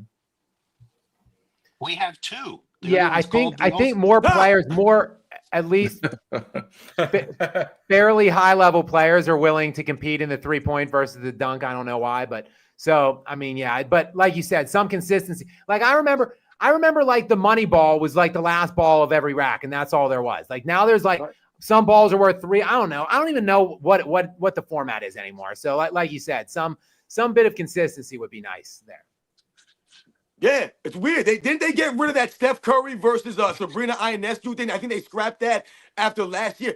I didn't watch that. I wasn't knocking it or anything like that. But once again, that was a gimmick. Because listen, for me, you're almost like lowering Steph Curry down to a gimmick, like he's some kind of clown, and you're putting him out there in the circus. Why is Steph Curry, who's supposed to be the greatest three-point shooter in the history of the game, you relegated to shooting against a woman? AOH. Echo. I thought that was me for a second. No, AOH, can you mute yourself? I think you're listening on YouTube or something. Okay. I don't know. I'm sorry, I just had an audio issue. Yeah, okay. No. Real quick on Steph Curry. I look, I don't respect him very much. Obviously, people who know me know that. But I will give him credit for doing that competition. That was a winless situation for him. Like he's supposed to win that. Like if he loses, he's going to get absolutely crushed. Exactly, Scap. And he took on the accountability of doing it and the challenge of doing it. Like LeBron, like we said, was too cowardly to go out and do a single dunk contest in 22 years when he won the dunk contest in the McDonald's High School All-American game. He does dunk contests every shoot-around line, like in every arena around the NBA for 22 years, and he can't, because he's too afraid to lose, he can't go out and compete in the dunk contest. And Curry did that last year with literally, it was a winless proposition, and he still did it. So I do actually respect Steph for doing that. Agreed. Scap, what do you think about the guys who went out there like Kobe and Vince? They won a single dunk contest and then didn't do it again. Yeah, I'm fine with that. Like go out, do it. Even look, win or lose. If you do it once and you do it, you did it. Like and LeBron is supposedly this great dunker. Like I see him on these like greatest dunks list, the best NBA dunker. Like he's never done it one time. And like I said, he does it every freaking shoot around is a dunk contest for this guy. Like go out and actually do it then in the competition. Yeah, I always hated that he snubbed the dunk contest. I never liked that. Can you imagine how many people would want to see? How many people would tune in? Like as the years went on and he he ditched it more and more and more. If like, whatever, even when he was like in his early 30s, he's like, all right, whatever, I'll do it. Like, could you imagine the fanfare, people that love LeBron, people that hate LeBron, like all the amount of eyes, attention, and interest that would have been on that, and he just could never be bothered to do it. It just annoys me. It's just one of many things that annoy me about this guy. Yeah, because I mean, like you're saying, if he would, let's say LeBron James came as a rookie and did the dunk contest, it's the only time he did it, and he lost. He lost. No one would even remember it. It wouldn't even be a thing. He came in the NBA as a rookie, did the dunk contest, with all the hype, came in, put on a show, did what he did. He lost the dunk contest. No big deal. We move on. When did it become a thing? When LeBron James made it become a thing. When he was hinting about doing it. When he was maybe going to do it. Then all of a sudden people were begging him to do it. You had Magic Johnson offer to pay money to have him do it. Then you had actually LeBron James say, I'm going to do it, and then he reneged on it. And Scott, when you talk about him doing the dunk contest and warm-ups, let's not also forget, LeBron James went to his son, LeBron James Jr., high school game, and the man was doing a dunk show at the halftime of his son's high school game. Why the hell are you doing a show there? Do it the NBA All-Star Weekend, my man. Nick, this reminds me of something somehow, but I don't think AOH ever received your challenge from a few weeks back. Yeah, what's How this? you want to play him in basketball? I was saying, you were so adamant about being the best basketball player. I was saying I might have to make a trip out to California to do some content or something. Don't embarrass yourself. I will fucking destroy you. Now I have to do it. I have to do it. This is a no lose. You're gonna. In the best case scenario, you beat an old man, but the worst case scenario, which is what's going to happen, you're going to get beaten by an old man. It's like the Ionesco versus Steph Curry winless proposition for Nick. Yo, I'm flying. Hey, what did we just talk about? Pride, here, baby. We're here to play for pride, right? I'm coming for that. Someone had mentioned Luka's never done an All-Star contest. He did do the skills challenge once, I believe. Also, what do you want Luka? Like, I guess the 3-point shootout he could do, whatever. Like, Luka could barely even dunk a basketball. Like, he's obviously not supposed to do the dunk competition. Luka's got a long release too. It's like it's quite the wind up for a 3-point contest. And he's typically off the dribble and like step backs. Like, if he would need like 4 minutes on the clock to get off 30 shots or whatever. Exactly. Right, and that's the thing, man. The 3-point contest always traditionally was always, won by guys who were either pure shooters or guys who were spot-up shooters.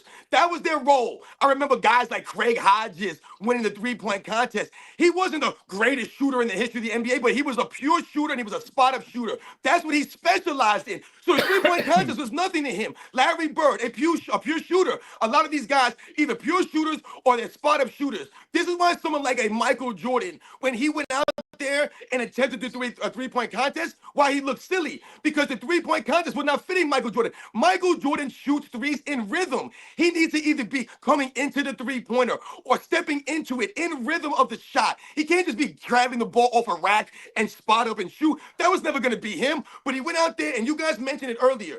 The All-Star game was about these guys going out there having fun. Who cares if you win, lose, whatever? You're going out there having fun. Victor Wembanyama, Chris Paul. Who cares if you win or lose? Go have fun with it, man. Michael Jordan went and did a 3-point contest. He was just having some fun out there with it.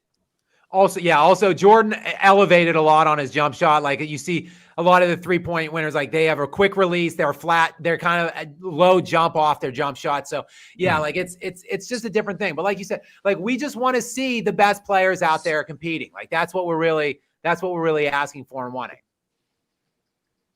Will N says, I'm curious what you think about Ice Cube's Big 3 League. I like it. I haven't even watched it in years, but I think it's a good concept. I think it's a good off-season thing.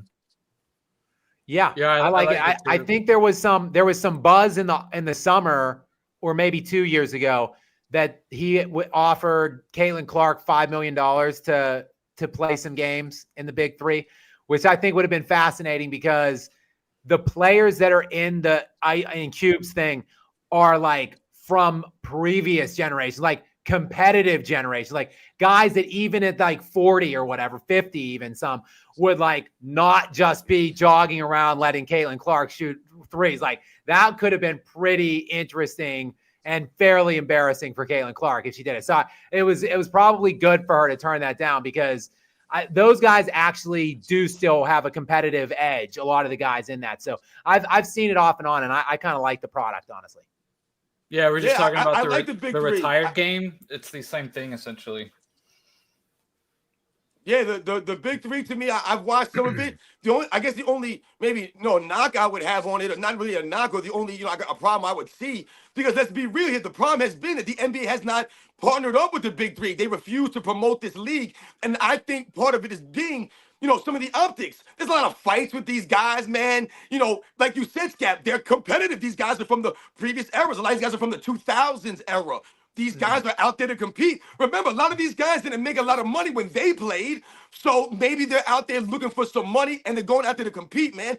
And there's been a lot of altercations with a lot of these guys. I mean, the coaches are guys that are just as competitive. And they're getting into it. Charles Oakley was the coach of one of the teams. He's getting into it with some of the players. So really, you want the NBA to promote you. I know Ice Cube has been upset that the NBA hasn't really taken them in as like a, big brother and a little brother type league, a junior league almost.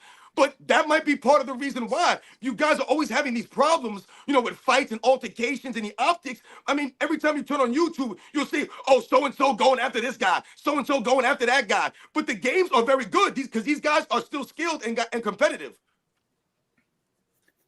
Charles H. Super Chats for $5 says, Spurs fans, since the Coach Hill era, I'm confident Wemby gets it. I'm not sure. I mean, this has been some time. We were talking about Wemby before. He gets it. I'm not entirely sure. He gets those three-point shots, though. That's what he gets. I was gonna say you may not like his style of play, but we'll see. I don't take him as like soft or weak yet. I think look on paper, for whatever you care about the accolades in today's era, he has a chance to be considered or remembered or thought of as one of the great two-way players, because look, he's going to win Defensive Player of the Year this year. He'll probably win 3, 4, 5 of those. But yeah, I agree with, Robin, like, you dominate the underneath. Like, why is this guy not dominating down low? Why is he not leading the NBA in rebounds? Like, he's got a 10-foot standing reach. Like, he's 7'6". Go underneath more. Like, he's shooting 6 3-point shots a game. Yeah, wake me up when these guys can play A2 games. You're an athletic freak. Play A2 games, my man. That's all I'm saying. Remember, these are supposed to be the bigger, stronger, faster guys. They're supposed to be the new generation. I refuse to lower the standard because you wanted me to like these guys because they have some game. That's not how it works, man. Once again, man, Victor Wembanyama has missed games this season due to back soreness. Back soreness. I'm supposed to think this guy says that Victor Wembanyama gets it. What does he get?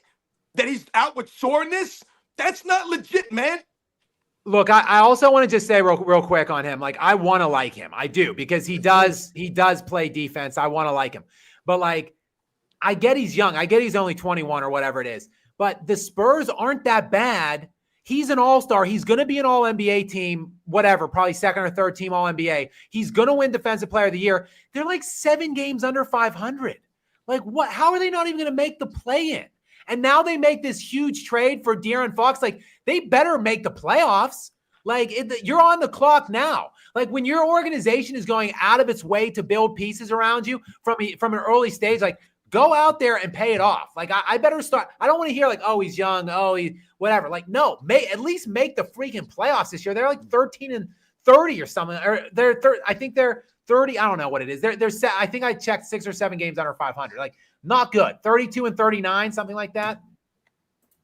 I like Wemby, generally speaking, and this skills challenge thing. I got to admit, I'm a little biased because I am a Spurs fan and I like him, and I'm kind of just letting it slide, honestly, because he is young.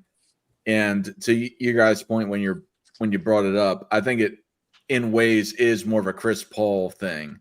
But even past that, I like him, but that's just me trying to hang on to some sort of semblance of liking the NBA. Guys, let me fact check myself. 23-29. Sorry, so 6 games under 500. They're in 12th place in the Western Conference.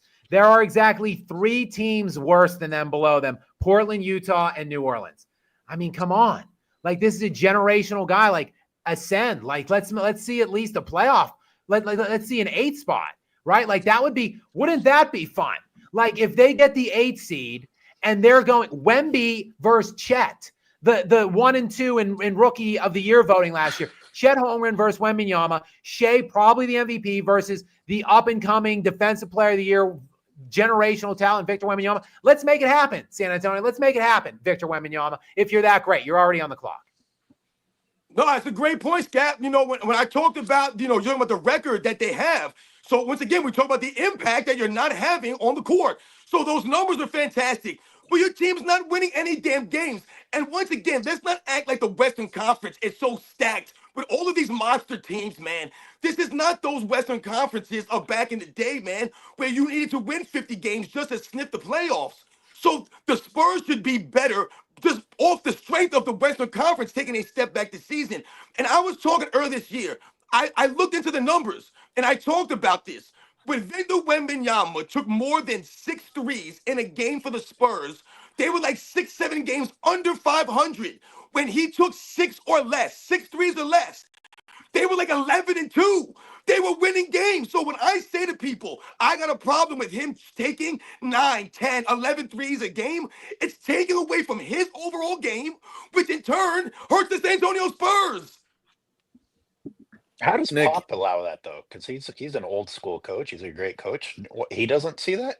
Well, he's not. He has some health issues. They've had some interim coach situations going on this year, but still, it's incumbent on a 7'6" guy to not want to shoot 10 3-pointers. I feel like that's kind of common sense.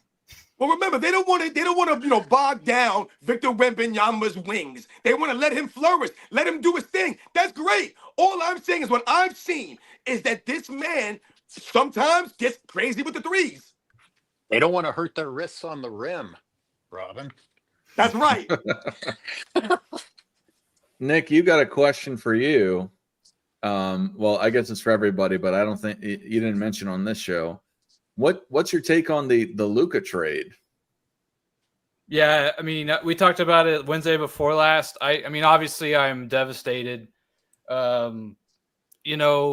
Come on, Dallas, Nick, give us some emotion, man. Tell us how you feel, man. I'm devastated. What do you want me to do, man? I'm almost speechless for words. I can't. It's Robin, really he's out here reading "Don't Kill Myself" books. All right, what else do you want from him? Great quote. It's bad, man. It's bad. It's real bad. I mean, he's coming on here babbling about playing basketball against me. He's got it in for himself. Y'all are gonna awaken a monster you don't want. I don't want to see that either. No, but I'm devastated, man. As a lifelong Mavs fan, I really can't believe it happened. Nico had all my trust in the world, the way he had put this roster together and restructured things after his regime kind of took over for the Nelson and Carlisle regime. And then Cuban sells 73% of the team or whatever to the Adelsons. I don't know how much of that has to do with it and wanting the conspiracy is they want to tank so they can put pressure to get casinos in Dallas or Texas in general, but mainly Dallas, or they're going to tank and want to take the team to Vegas. There's no way the team's going to Vegas. I want to make that clear. DFW is like a top 4 or 5 national media market. There's no way that would ever happen with the Mavericks.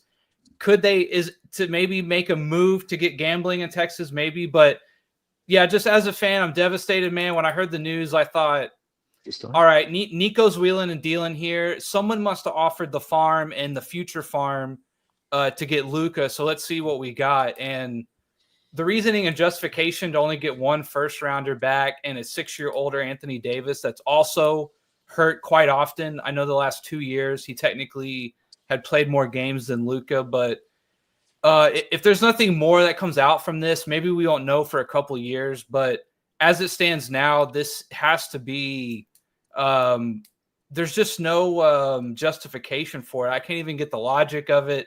The site, you go from winning now to saying, oh, we're winning now, but Anthony Davis is better at defense and we'll give Luka up for that. It just, Nick, none of it clicks. None of it makes sense to me.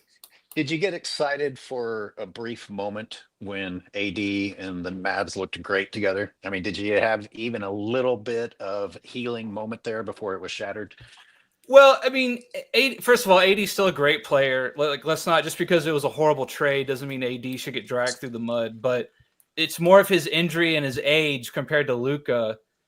Maybe Luka's leg is cooked. Maybe Luka from here on out really just deteriorates physically and just never really reaches that full potential. Who knows, right? But I still think this is a good team if you just take Luka out and put in AD. It's still a good team, right? So I did say let's start playing and winning, and that will maybe help me get over it. But he gets hurt the first game. It's just So yeah. I'm on notice over here. I'm on watch.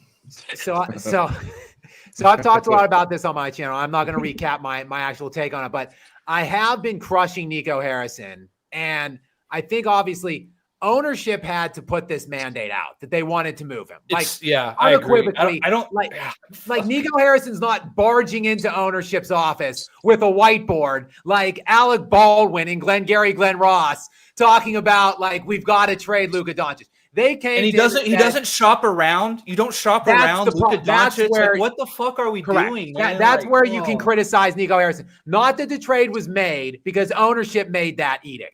But what Nico Harrison was able to get for him is where we can criticize him, because you, first of all, you underutilized your asset in Luka and what you could have brought back. Firstly, secondly, it's just freaking annoying because the Lakers are the team. Your buddy Rob Pelinka, who these guys have a 20+ year relationship together. For anyone that doesn't know, Pelinka was Kobe Bryant's agent. Nico Harrison was like his account manager at Nike. They met each other in 2003, traveled the world together, family vacations. Nico Harrison and Pelinka. This stinks of collusion. So like he just calls that team and that guy, and they perpetrate this trade behind closed doors. Like the players aren't even aware of what's going on. There's stories going around that the Utah Jazz, who were the third team involved in the trade, didn't even know what the package was until like an hour before the deal was executed. This is insane. Like the whole league, the players, if you go back that remember that voided Chris Paul trade to LA when Kobe Bryant was there, and they traded like Pau Gasol and Lamar Odom out of town and brought, and like the weight of ownership complaining to Stern. That's what did it. That's why that trade was vetoed, because all 29 other owners were like, this is total bullshit. And Stern intervened and stepped in. Like, this is 10 times worse. Like, he's not even on the market. Like, say whatever you will about his conditioning and his defense. He's an undisputed top 5 player considered to be on the planet right now, and nobody else gets a shot. Like, real quick. You're talking about how it stinks, right? I just want to real quick from a Mavs point of view, right? The Nelsons, who had gotten Dirk here, had built up this franchise along with Cuban, who obviously completely turned it around in the 90s. I, as a Mavs fan, watched that, right? I would hold on to that and never let that go, and Rick Carlisle, unless there was something better, right? He brings in Nico Harrison, right? And it is going to take everything to gain my trust as a Mavs fan, right? And he hits, and he hits, and he hits, and he made all these moves. He gets lively. He trades away the Bertans contract. He restructures our entire salary situation. He gets Kyrie to come in. He misses on the guy we got from Boston, and then immediately turns around and flips that for PJ Washington. Like, he just has hit double and triple and home runs, like singles. Like, he has just hit it all over the place. And then for this, like you're talking about, this stinks. Like, I cannot in my right mind think that Nico Harrison thought this was a good idea. I just can't. After the way he makes moves and the value he's gotten and the way he sees things, and he has totally turned the asset management around. Asset management, key phrase there. And then to do this with Luka, there's just no way. I don't buy it. I don't buy it. I have to say that I think that this is going to be an underrated trade by Nico Harrison, because you have to ask the question to yourself first. Why would he trade Luka? They wouldn't trade Luka if they didn't think it was worth it, in my opinion, unless it is just some backroom deal where, the Lakers paid him an exorbitant amount of money to go do it. Well, what I really think happened is that Luka, like was said before, is that is calf injury, him drinking, whatever, is that was too much for Dallas to say that we want to keep him, and that there has to be a reason why you're going to trade him. You're going to trade him high, where his value is high. He just came off of the finals appearance. He's an MVP caliber player. Why not trade him for a guy who is an all NBA and all defensive player that can contribute to your team? So you know what I'm saying? Because they still could have gotten more by shopping around. Yeah. And Scap, you Way weren't, more. You Way weren't more. on here. Start. I do want to hear who could Scap, who could because they you weren't- no who could they have traded at Anthony? Who could they have gotten in return for Anthony Davis's level of play? Not the picks. They can get more picks. I agree with that. But who could they have gotten to the level of a player as Anthony Davis? We see teams do dumb Dart, crap all the time maybe- based on the idea. Now, Maybe not just 1-for-1 Davis versus anybody else. Though I really do believe this. I believe unequivocally, if Luka Doncic were put on the market, there isn't a team in the NBA that wouldn't be interested. Not a single one. Even Oklahoma City, who has the best record in the NBA right now, and they're probably going to win the NBA championship. Even they probably would have done. I think they would have uprooted everything, the trajectory they were on this year, to bring in Luka, to take a risk and bring in Luka and pair him with SGA. I really do believe that. Like, you could have maybe gotten one of their elite young players, and they have a cache of draft capital. I mean, they have a lot of first round picks. Like, every team would have been dropping their pants to bring him in and to give you the best looking package. And look, that you want to make the deal, whatever. It's a win now situation, Dart. It's Anthony Davis is out a month. Daniel Gafford is out probably a month. He has a grade 3 sprain in his knee now from like 2 days ago. Lively broke his ankle like a month ago. He's out for another month. They're not going to make the playoffs this year. This is a win now opposition. They're in the A seed, and there's 3 teams behind them within 1/2 game, and their entire big rotation is out for a month. Like, good luck. How is this going to look when they don't even make the playoffs this year? This year, in year 1 of a win now proposition. It's an abysmal looking trade. Terrible. Well, Gafford and Davis both recently got injured. I think Gafford got injured right after Davis got there, and they both got injured. So that's just a fluke. You know, how it's you bad can't tell. timing. It You is can't the tell that that's Gafford coming. element is a fluke, Dart, but you can't say the AD one is. AD has been hurt the majority of his career. He plays roughly 70% of the time. He was okay. Congratulations, AD. You played whatever 70 some games last year. You played 50 some this year. Prior to that, he's in the 40s and 50s for like his entire tenure in LA, other than when they won the championship in 2020. So yes, when he's on the court, sure, but the guy's not available. And he's now 32 years old, or he will be in the next few weeks. Like, it's not going to get better. He's not going to get more available, more durable as he ages from here. I gotta throw this at Scap when you guys are done. Go ahead. Okay, I was going to real quick say, like you say, like, let's say Nico Harrison walks into my living room, right? And he says, Nick, take a seat. We need to have a talk. And he goes, we got to get rid of Luka. Like, my gut instinct, everything that tells me the leg's not going to get better. He's not going to get in shape. He's not going to reach that full potential. We've maxed out, like you said. This is the best version of Luka we're going to get. And I said, all right, Nico, I trust you, right? I trust you. You've made so many good moves. I assume, like Scap's saying, like, we are going to get the farm from somebody. Maybe not an Anthony Davis, right? But 2 solid starters in the NBA, 2 bona fide starters, and maybe a rotation player, and 5 or 6 first-round picks or something crazy like that, right? Correct. That's what I was expecting in return. But the justification of Luka, we need a better two-way player, specifically on defense, and we don't think he's going to be available, right? Anthony Davis just doesn't make sense when you tell me that, right? Yes, AD is maybe the best singular player we could have gotten at the time that made sense to make it work, right?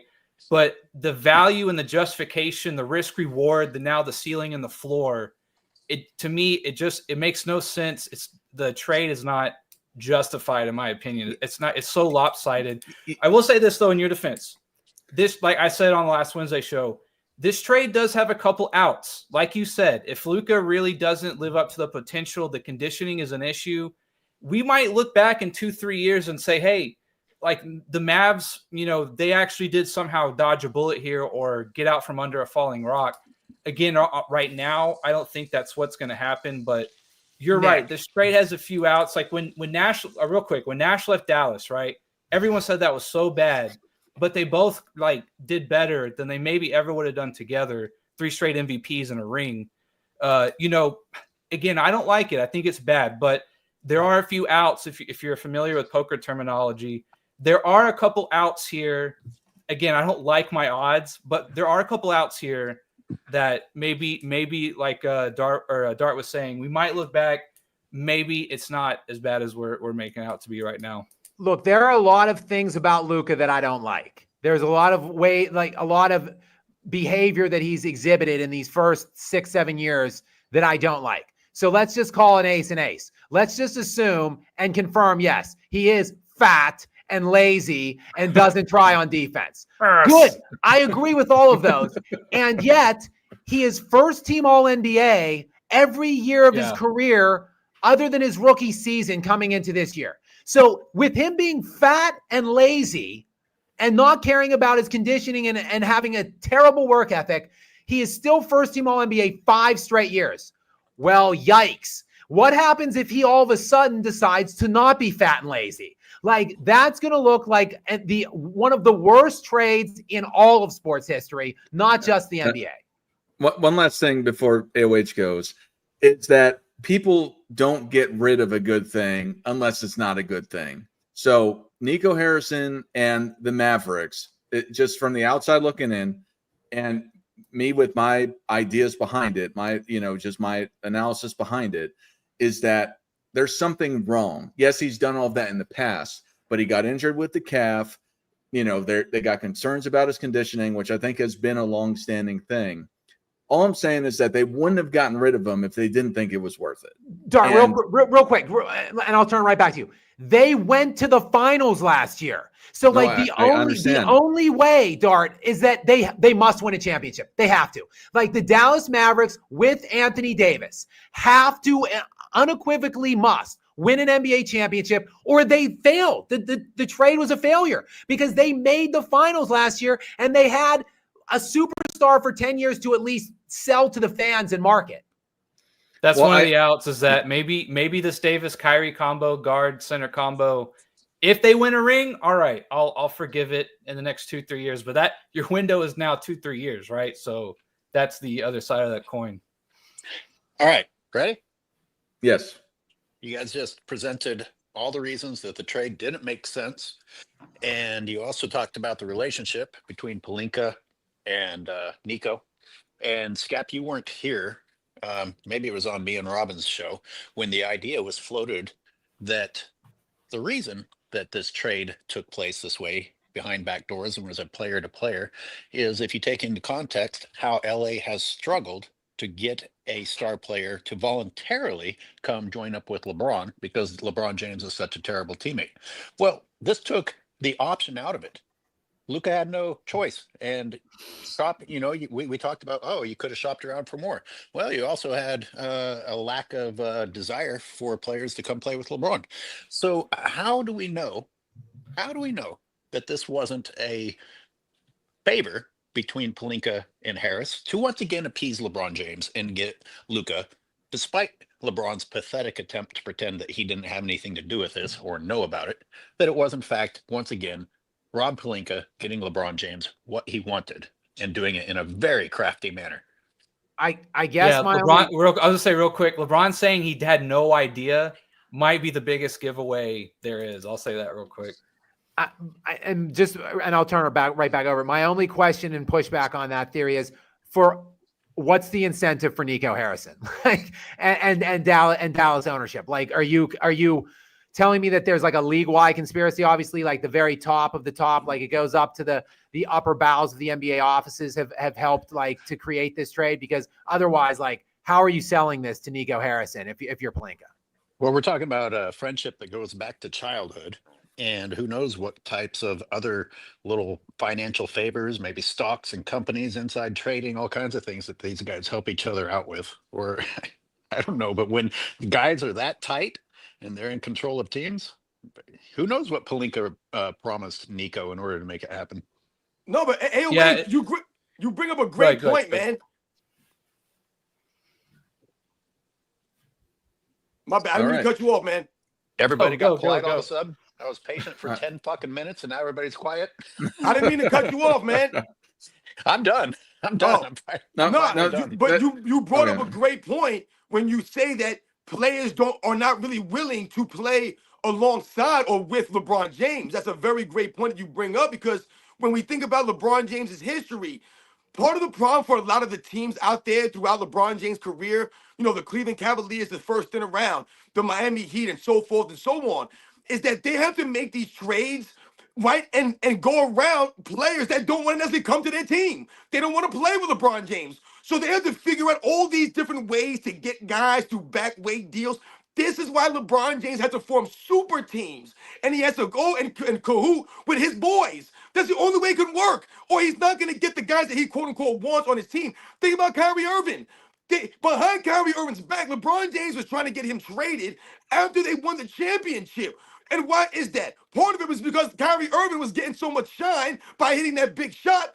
LeBron James couldn't have that. He had to get rid of Kyrie. He wanted his boy Chris Paul on the team. So he was trying to get a Kyrie Irving behind his back. Remember Kevin Durant said that playing with LeBron James it creates a toxic environment. Remember they asked Steph Curry about playing with LeBron James and he was like, nah, I'm good. Remember Kawhi Leonard, they tried to get him to come to LA. The man went to the damn Clippers instead of going to the Lakers with LeBron James, man. No one wants to willingly go and play with LeBron James. Let's not forget, guys, Anthony Davis' agent is LeBron James' best friend. Represented by his agency, requested a trade to go to the Lakers, save LeBron James. No one was going there, guys. No one was going there. All right. For these super chats, we still got a lot left, so I apologize. I'm going to address all of them, but some of them we're gonna skip over a little bit. But this one we'll take a shot at. It says, I saw a YouTube short saying Dennis Schroeder's situation is modern day slavery. The players are spoiled and entitled today, and no more rivalries. How am I as a fan supposed to be interested in watching? I don't know, man. Like I think don't know that was much about his situation. Well, he How said it's dare not. Dennis Schroeder? I've seen that comment. Yeah. How dare Dennis Schroeder throw a word like slavery out there in this day and age in relation to anything basketball-wise and these contracts and these guys being traded without knowing or being traded or not getting it. This, and it's actually disgusting, man. This is cringe as hell for Dennis Schroeder. Someone, who the hell is Dennis Schroeder to be making these kinds of comments? No one wants to hear from Dennis Schroeder. We have no interest or care about what Dennis Schroeder has to say about anything. And for you, like I said, to bring up the word slavery in these times, once again, people have no idea. No idea when these guys talk about what people are saying to them in the crowds. Oh, these people are racist. These people say this way about my mom or about my kids. You guys have no concept of reality of the world. You think people weren't hearing worse things? What the hell do you think was going on back in the day, man? You don't know what slavery was, Dennis Schroeder. You sound insane, man, to bring that up, man. Like I said, it's actually sad. The privilege of playing basketball for a living is enough in itself. You make a living. If you made $30,000 a year, you're doing it playing basketball. I mean, if these guys made the same salary that teachers make in this country, it would still be a crime because they play basketball. Say thank you for once. Count your blessings. You play basketball for a living. And it's so funny how they're the victims. Oh God, anyone could be on the chopping block. You never know who's going to get traded. Well, I thought it was a business. The next person's going to say, hey, basketball's a business, no big deal. And I know it's a different sport, but I thought about the movie Moneyball, where they got us to like the characters of Jonah Hill and Brad Pitt. And so as the audience, you're thinking, oh, these are the good guys. But they showed us that the reality is, hey, you just got to go cut people sometimes. Now, were they the bad guys in that movie or were they the good guys? Were they showing us that this is a business? And maybe these guys don't have to go buy gigantic mansions the second they arrive in a new town. You know what? If life is so hard buying and selling houses all the time, maybe you rent a nice apartment for a change. Boo fucking who. I can't keep up with all the houses that I've bought. Yeah. Lavaris M says zone defense forces you to jack up too many threes. Thank you for the super chat, Lavaris. I absolutely agree with that. Or in concept, If you pack the lane in the zone, it makes you shoot outside shots. Cameron What zone Peters. is stopping Shaquille O'Neal? What zone? There's no zone stopping that man. I don't want to hear about zones. You know who's stopping Shaquille O'Neal? Man-to-man defense, double teams. That was stopping Shaquille O'Neal. You ain't throwing no zone out there with some 6'9" guys that are fake centers. That ain't working, man.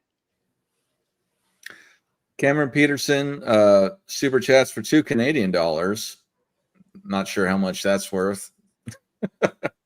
But just kidding. Anyway, 35-year-old Dr. J was challenging Hakeem at the rim in the All-Star game. Yeah, man. Like we said this entire time, Word. It's different nowadays, man. But yeah, thank you for the $2 Canadian. I think there were 2 blocked shots in last year's All-Star game. Maybe two. You would see more than that in the first quarter of the All-Stars games back in the day. Uncle Rico's Revenge, super chats for $1.99 says goofy format sounds like a rec league. Yeah, I think we've all said that it's not really about how it's played. It's not what is played, it's how it's played by the players. So yeah, the format. Yeah, I wonder if are the 2 teams that aren't playing, are they gonna have to stand off on the side and and shoot, get some shots up? They'll do their warm up when the team's at the other end. Is that like how it's gonna go? Tell boys. Michael Silberg super chats for $2 says, who is the petition to remove Adam Silver? I think we all do. We're about to push it out to the masses. So yeah, it's us. Does anyone here think making it a race to 40 might change it a little bit? And the fact that there's a Rising Stars team? I'll tell you this, Nick. They won't score 211 points this year. I know that. So they've got that going for them. Maybe I'm cautiously optimistic, Yeah, they should count by ones. They're they're kind of making the game a sprint, instead of this 4-quarter marathon where they start playing at the end. So we'll see. Yeah. Too easy for Marks. Super chats for $1.99 says Damon Curley strictly there to chuck up logo threes. Yeah, in respect to the All-Star game, yeah. Yep. And they're on the same team, right? They're both on the same team? I think they're on the OGs. I think they're on the OGs. Yeah. It would honestly be funny if Dame and Steph start defending each other during the middle of the game and try to take the ball off the other one to fire it up from the half court. That's what Damian Lillard did to Tyrese Halliburton last year. Yeah. He literally was taking the ball away from Halliburton and hogging it and just chugging up shots so that he could win that MVP. It was, like I said, it was really sad.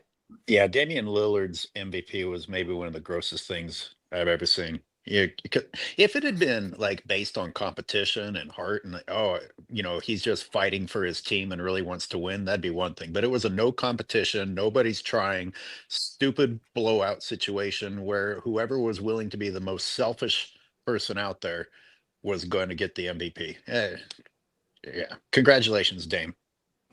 Yo, Dart, I want to read this next super chat. I don't even know who it's to. It's to AOH, or it's connected to AOH. But I want to say the only other name you can replace it with is Bob Pettit, because they're tied for the most All-Star game MVPs with 4. But anyway, I'm stealing your super chat, your super thanks, AOH.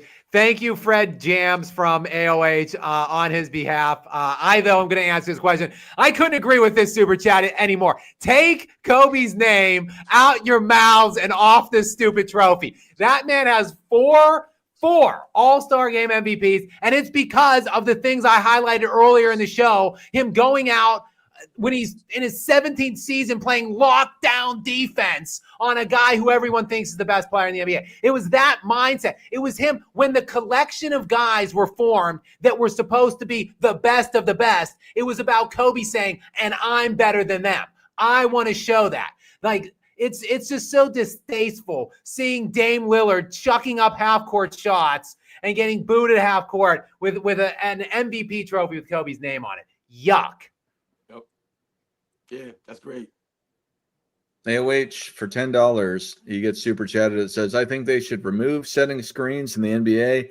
I think it will showcase the ability to defend and score on the court and better ball movement on the court to AOH. Just play one-on-one. What would Draymond Green do if he took away screens? What?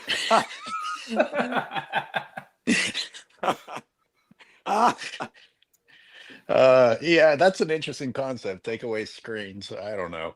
Yeah, I don't know. That would actually take away a lot of my game too. So I'm gonna veto Well, like you that said, one. man, take away moving screens. Oh yeah, let's start with that. Let's start with taking away moving screens. Either that, or you can really just do whatever you want on the screen. Like it could be like above the rim type screens being set out there. Like people are just like elbowing people in the face. Like you have to really earn your screen essentially. Yeah. Bring slam ball back. Didn't they bring that back recently? Slam ball, that's awesome. Yeah. That's more entertaining. Slam ball. Yeah, slam ball was kind of good. I wish that. Hell yeah, it was good. That didn't do very Here, I'm well. gonna try to go down these super chats. Where do you rank McClung as a dunk contest dunker of all time? I have him around top 3. Yesterday's contest really solidified him. Top 3? Listen. I'm not going to go off right now. I respect Mac McClung. Like I said, this is no knock on him. But when we talk about the level of competition, the guys you're going against, like I said, if he would have been out there going against Zion Williamson or Anthony Edwards or a John Moran, some of the elite high flyers, but not only just guys that can high fly, but these are star athletes. These are the star players. Once again, Mac McClung's not even an NBA player to me. He's not an NBA player. He's the NBA slam dunk contest. So I can't put him top 3 with who? Michael Jordan, Vince Carter? I mean, what are we talking about here? Sean Kemp, Dominique, he's better than Sean Kemp, Dominique Wilkins, and Dr. J, and some of his Kobe Bryant, and some of these other guys, Tracy McGrady. He's better than Zach LaVine or Aaron Gordon in some of the more recent competitions. I don't believe so. I can't put him top 3. Michael Silberg says, how can we get Adam Silver to run all of sports? Wow. Michael Silberg, we appreciate you watching and engaging and supporting here. But are you in the right place? Did you stumble accidentally on here and mistakenly? Like, do you hate sports? Is that what's happening here? Like, do you want This is definitely every sarcasm. league destroyed? No, he's a longtime supporter on my channel. That has to be sarcasm. Delsky says, all the Euros are better than USA is fake. We is still eons ahead of these guys. Euros winning PER and stats, Americans winning NBA championships. Yeah, like we're ahead in our own language. What, as you Jokic, demonstrated Giannis? with the English I there. mean, Jokic and Giannis won two championships since 2020, and SGA is likely going to win a championship this year. Those are, to me, the 3 best players in the NBA, and they'll each have a championship since 2020. So I'm not sure what this person's talking about. They are dominating the NBA. They are the best players in the NBA now. MVPs. It took Yeah. Steph Curry literally having a Steph Curry performance in the Olympics for the United States to beat some of these teams, man. This is what we were talking about. This guy had to go on to Kevin Durant. These guys had to make shots at the end of some of those games, man, for the USA to win, because the USA has gone backwards, man. Literally gone backwards. When we talk about the USA, we talk about the Dream Team, let's say, for example, in 92. The reason why the Dream Team was so great, or the Americans were considered so great or so much greater than the Europeans, is like what I mentioned earlier. You had to be really great to make it to the NBA back in them days, because the depth of talent, you could have taken the next 10 guys in line for the Dream Team, went out there to Barcelona and stomped them down. The next 10 guys would have stomped them down. The Dream Team too, it was just as potent. Now, you needed to bring all of the great players out there just to compete with some of these crap teams, man. Are you kidding me? Yeah, Nikola Jokic with Bogdan Bogdanovic was beating Team USA by like double digits for the vast majority of the semifinal game. And it took Steph Curry literally going ballistic to squeeze out like a 3-point win over Serbia in the Olympics this year. That's how close it was. So get out of here. Get out of here with this. Let's not forget that somebody FIBA said in the also- comments, and I hate when they say this, that Europeans, that they're so much better than they were back in the 90s. That's not the case, man. Yes, there might be more people playing basketball now. There might be more people coming in the NBA. But why is that? It's not because they're so much more skilled than they were back in the day. It's because the USA product, the NBA, has gone backwards. We've gotten softer. Those guys back in the day were just as great. The Drazen Petrovic, he would be great today. He wasn't just great back in the day. He would have been great today, man. He would have been one of the best players in Europe right now. Tony Kukoc, I was in Europe. They were calling him in Croatia the Michael Jordan of Croatia. That's what they were calling these guys. These guys were great players. The game is going backwards. So what you're saying when you say the Europeans are so much greater today, that's why we look bad? No, so what you're saying to me is that the 92 Dream Team, if we dropped all of those guys in the Olympics today, you put Magic Johnson out there, Michael Jordan, all the same age they were in 92, you put them in they're still dominating. Ain't no one beating those guys. Ain't a team sniffing the 92 Dream Team today. They would destroy all these teams. Robin, speaking of going backwards, we also saw the FIBA refs officiate according to United States rules instead of FIBA rules. We saw some serious garbage in favor of the United States. I was really hoping to see us get held accountable for our inability to play by the rules, but that is not what happened. So the whole world is going downhill instead of the standards being raised. Yeah, there was actually, real quick, there was a crazy play in that Serbia-USA game where Serbia was up, like I said, all game, and U.S. hit a three. The screener got fouled, so they gave the U.S. like a free throw away and the ball back. It was like a 7-point play in the last 2.5 minutes of the game, which that was basically the backbreaker for Serbia. So like it took like a fantastical series of events for this USA superstar squad to squeak out a gold medal this year in the Olympics. They struggled in a few games too. They almost lost to Sudan, right? Or something like that. They lost to South Sudan in the preliminary In the games, prelim. Yeah. Yep. D23 TV super chats for $5 and says, sports and fitness, you didn't know Sangoon from my Rockets is called the Michael Jordan of Turkey? His fans are almost worse than LeBron fans. What do you got to say about that? That's what I'm talking about, man. Shout out to everybody out there in Turkey, man. I was out in Turkey when I was in the military. Shout out to Sengun making the All-Star team this year. And that's what we're talking about. Some of these other guys, let them play in the All-Star game. Promote the Norman Powells, some of the other guys, man. Let them take the torch. Let's see what they do. Maybe they'll go out there and compete. We don't want to see the goofs go out there and goof it up even more. And someone in the chat said something about Tony Kukoc not being called Michael Jordan of Croatia. And they said they were from Croatia. I'm telling you right now, I was in Croatia in 2000. I was in Croatia in 2002 when I was in the military. I was talking to a bunch of people out there, and they were talking and asking me about Michael Jordan. And I was wearing a Michael Jordan t-shirt out there. And I said that Tony Kukoc was like the Michael Jordan out there. That's what they were saying. He was great like the Michael Jordan out there. That's what I'm saying. They told me. I was there, man. King Speech Rose says the Sunday panel is more competitive than today's NBA. Yeah, I mean this super chat was 50 minutes ago, but Damn. Wow. but yeah, they've been rolling in and just trying to catch up. Thank you, guys. For the people that are super chatting, I just want to say thank you. And I apologize in ways for the timeliness, but we're trying to address everything and then also keep a show going. So I know it's been a while, but thank you for the super chat. I don't even know if you're still here, King Speech, but thank you. Michael Silberg says 2026 Mac McClung 4-peat over a dumpster dunk clown poop trash. Yo, that would bring me to my knees. That would be the greatest dunk ever. If McClung collected LeBron and like Steph Curry and put them in a dumpster and jumped over the dumpster, that would be incredible. You got to put Silver in there too. Diaz Army 209 super chats for €5. Says imagine me as a Slovene and an Antiola bum waking up that morning and hear the news. You guys keep it real. I hope you all become mainstream one day. Thank you. Thank Thank you. you, Diaz. Thank you very much. Appreciate that. Willen says, will Ben Simmons win another Rookie of the Year title this year? Well, he played one game pretty decent a couple days ago, and they said that he's back. So I guess so. I mean, if the media has any power.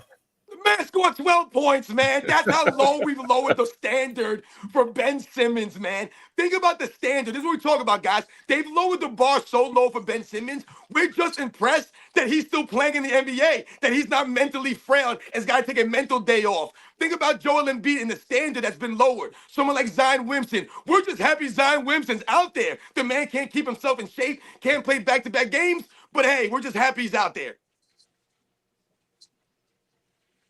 Jolly Jostrum's super chats for $10 says the U.S.-Canada hockey match has 3 fights in the first 10 seconds of a game of bragging rights. Meanwhile, the best athletes in the NBA are afraid of hurting themselves trying to dunk. What a joke. Yeah, I was busy last night watching the Trash Fest in the NBA and working on a video, but I have this hockey game DVR'd, and I've read some about it, and a couple people have reached out to me about it. I'm very eagerly awaiting my view of that game. CSS also super chats, something similar for $4.99.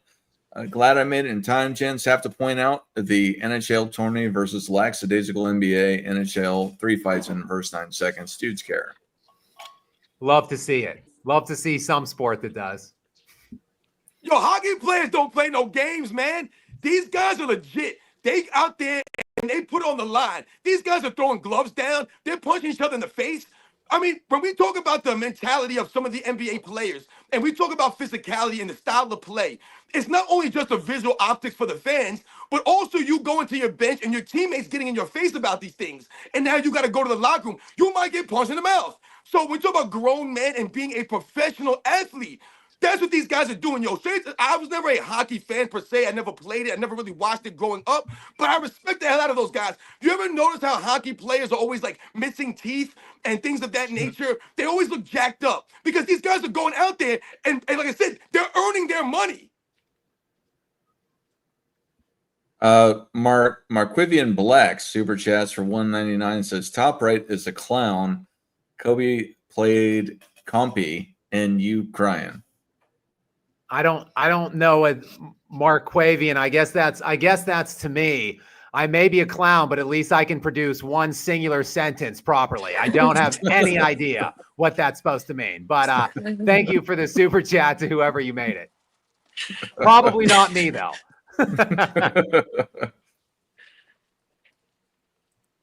All right, for $4.99, just a messenger. Sports and fitness rants. Last year's All-Star game, 289 shots, 168 threes. Wow. Only 3 blocks and 3 personal fouls. Just another 3-point contest, layup line drill session. What do you got to say about that? Thank you very much, Justin Messenger, coming out and giving you the facts that I stated earlier. I said I think there were 2 personal fouls. Excuse me, there were 3, guys. I was off by 1.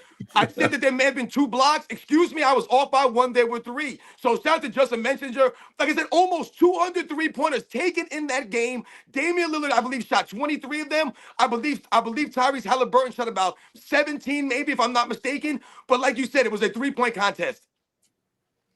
Do you guys remember the Missouri drill? I don't know how many of you ever played, but Missouri drill, for the most part, was like a 3-on-2 drill, and you'd have a trailing defender trying to catch up to like recover, and as an offense, you had to make a decision, etc. I feel like that's really all it is these days, All-Star game. It's just that drill, but like a 5v5, 4v4 version up and down the court. Word. CSS says, like, what's up? It wait. It can wait. Oh, okay. CSS says, I got to push back. Even Kobe said the Euros are better trained in the game while USA players are suffering from the AAU path that develop attributes. Right. That's the point I was making. I'm sure that was directed to what I was saying about the USA players today would be from the 92 team would be able to compete with these guys, because that's the excuse we always hear. Oh, the Europeans got so much better. You just made my point. The AAU, what's going on? They're not developing, so we've regressed. That's what I'm saying. The USA product has regressed.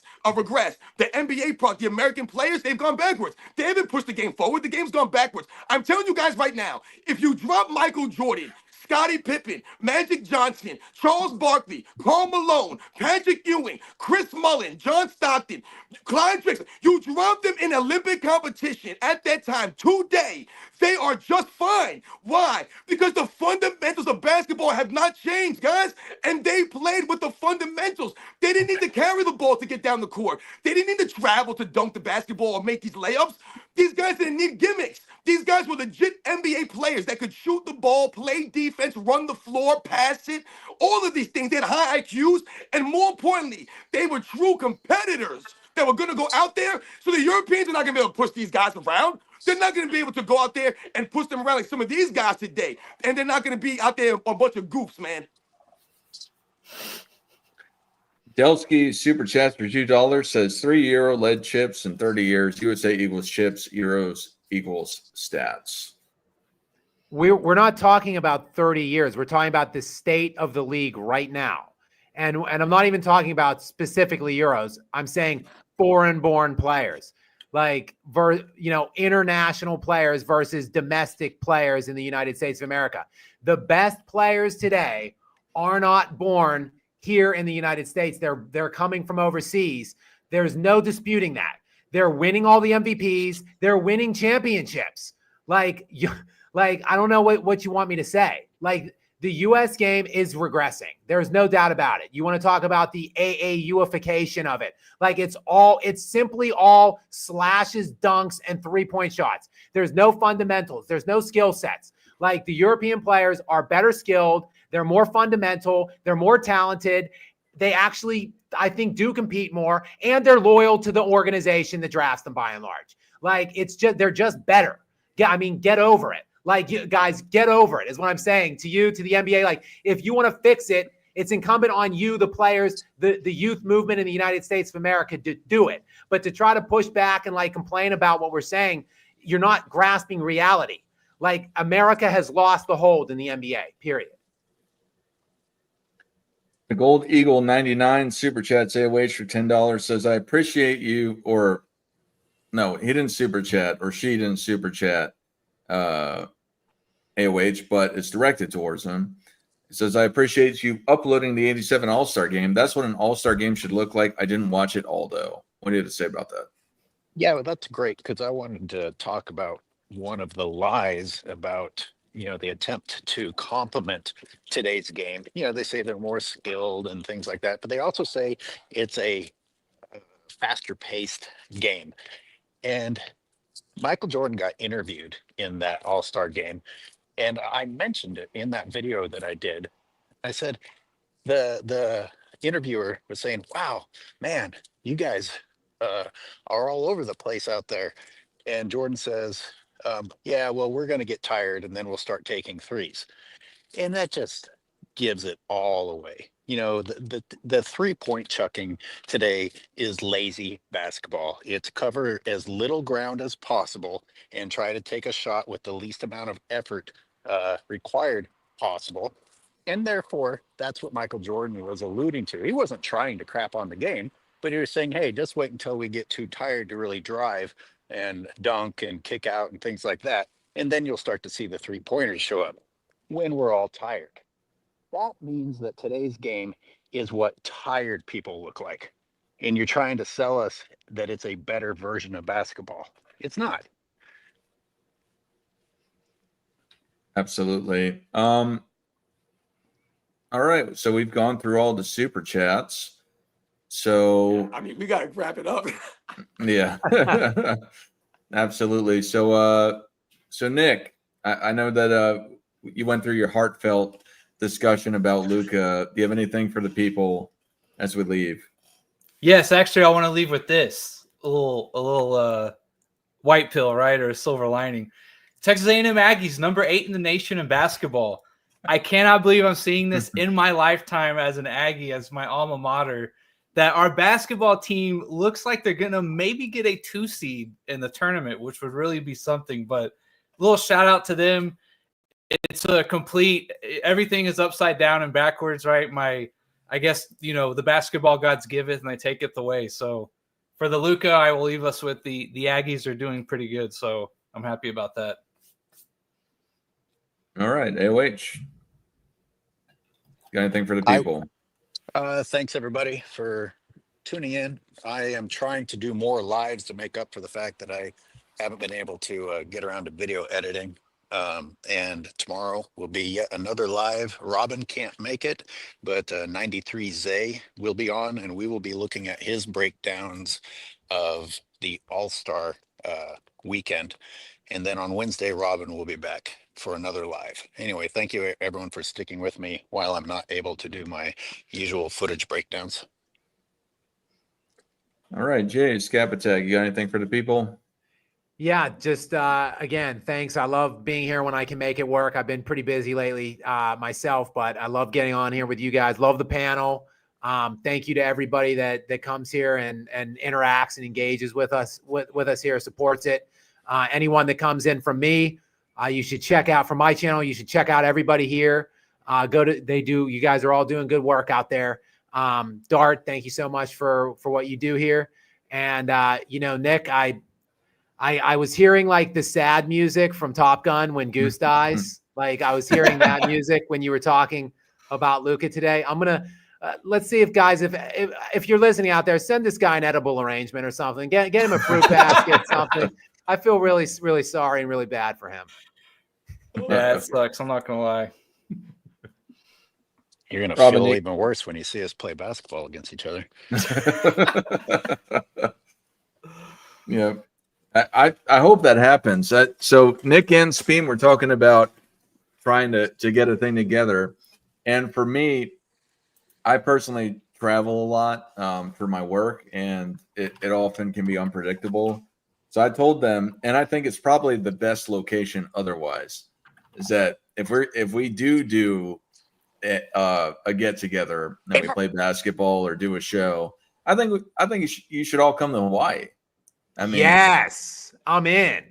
Let's do it. Our own Pro Bowl. It'd be pretty funny. Count me in. I was thinking that we should all be going to Hawaii when you started talking, and then you paid it off. I thought that was going to end like with, well, we can't do me because I'm in Hawaii. And I was like, we should absolutely be doing Hawaii. So I think that's what we need to do. A one-on-one tournament, an MJFB one-on-one tournament in Hawaii. That'd be so funny. Outdoor with the wind, the double rim. Yep. Absolutely. Robin, you got anything for the people?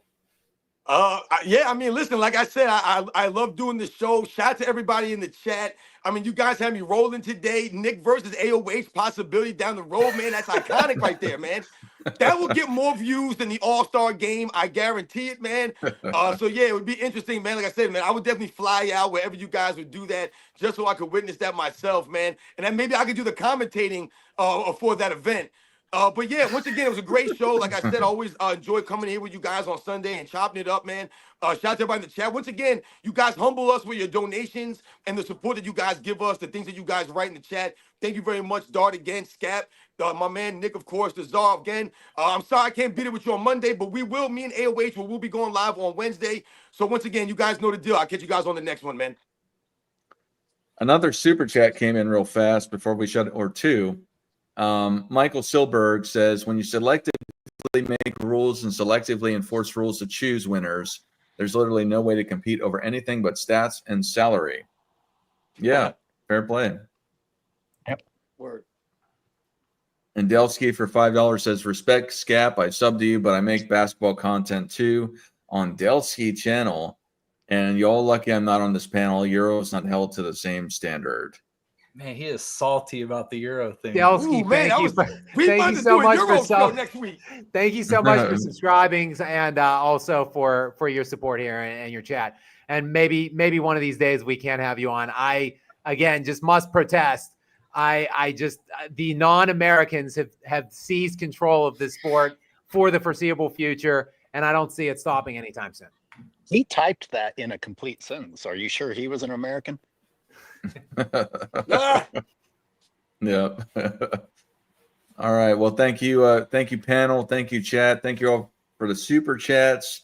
Thank you all for the discussion on the panel and the super chats, bringing discussion to us. And Today was a good one. It was, yeah. And I want to. I hope everybody a fantastic rest of your weekend. And Michael is it Jordan still Sunday? fans. Yes, it is Sunday. And Michael Jordan fans, what's up? I thought we'd carried over into Monday by now.